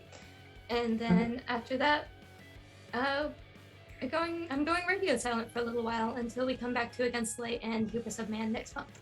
So that is me. You can find me on Meg Mysteria on Discord, Twitch, Itch. I've got a couple of games and some work in progress stuff on there. But I mostly just shitpost on Twitter and on TikTok. So that's it for me. Yeah. Let's throw it over to Sarah, who probably has more reputable stuff going on. Oh, I wouldn't say that, but hi. Hello, I am Sarah Franco. I played Cleothusa the Beast, and it was the best thing ever. If you like my face and the words I say sometimes, you can find me Twitch, Twitter, TikTok, everywhere at Franco. I do a variety of TTRPG content here on TBK Roleplay and other places. The next time you can see me is going to be over at 20 Plus EXP, or right now it's 20 Plus EXE, for Solar Side, an In Extremis campaign where we play necromancers who are trying to kill the sun. I'm getting to play a class that I wrote for the system, partnering with Keegan EXE, which is so fucking bomb. The Dirge Bard, and it's so cool, and I'm loving every second of it. So check that out Monday. We've got the 14th and then the 28th. It's just a short mini series. On Tuesday, catch me back here on TBK Roleplay for Harper's. I'm going to let the GM talk a little bit more about that, but I'm very, very excited to be a part of that project. Thursday, catch me over at Nat 20 in Plains Garden Company, normally on Sundays, but we had to reschedule. And then Friday, I'm back here for Patchwork People with Keegan, Bright, and Cole, where we are going to live and die a whole bunch, and it's going to be memes and very fun and very silly, so do not miss out on that. I'm in other shows like Dark Echoes, Against the Tides. One thing I really want to plug is Murder and Coffee on the 26th, Luca, correct? Awesome. The 26th, we're joined by Tony Plus One, who's amazing. We're going to talk about team brewing and humans being humans at your table, and how to have a team. And I'm really excited about it. I think it's going to be a great conversation. So come check that out on the 26th, and check my social medias for all the fun different things. I'm on Neon Lights Roleplay for After the End, where I get to play a lamp. It's dope as hell. Yeah. So yeah, find me wherever you find me. Passing it over to Luca. Hi, I'm Luca, and today I played Hecuba the Witch. You can find me as Luke a lot, literally everywhere. But you can find me back here tomorrow on TPK Roleplay, doing Draxorn Delve, which is a special one-shot for Crucible Magazine, which is currently live on Kickstarter, and I think only has 3 days left. Then Monday, I am again back here on TPK Roleplay in Iron GM, where I am competing against Fazul, and I'm terrified. And then Tuesday, I am over on Nat 20 Tabletop doing Fragments, and then back here to premiere Harper Season 3 Variants, which will be very interesting, and a character study as we travel the realms instead of just the one. And then I am off for a few days, and then we come back for more Fragments, Dark Echoes, and Murder and Coffee on the 26th. And then I've got also Emerald Enclave that I'm playing in for the first time, I think on the 21st. So yeah, just check out the schedule, or follow me on Twitter for all the things. Over to Chrissy. Yes, hello. I'm Chrissy Cripps. I played Mikkel, the Wounded Daughter. Where can you find me? All over the internet at Chrissy Cripps. Doing the things. You will find me all around TPK, so hop into our Discord server, say hello, do a monk check, post a photo of an energy drink somewhere, I don't know, really upset Tony. Whatever you're feeling, we're there for it. Where will you find me? Bi-weekly? I'm here all of the time. I'm in Oath Sworn. I have to say it like that, because if not, it sounds like I'm talking about hot oatmeal. And then on Thursdays, I'm around for our Tyranny of Dragons Queen's Gambit game. We also have Madness Calls It Forth, we have Emerald Expeditions, all of the good things happening, so check out our schedule and come just check out some stuff. The big thing that I would like to say is that this coming Tuesday, if you are not joining Luca and Sarah during Variants, you can join me over at Ghostlight RPGs, and we will be doing a D&D game that I can't quite remember off the top of my head right now because I'm a terrible memory haver. But it is a Jasper's Game Day charity stream. So if you are interested in tossing a few bucks to a really wonderful organization that looks to educate and prevent suicide, you can find us there. That's all, I think.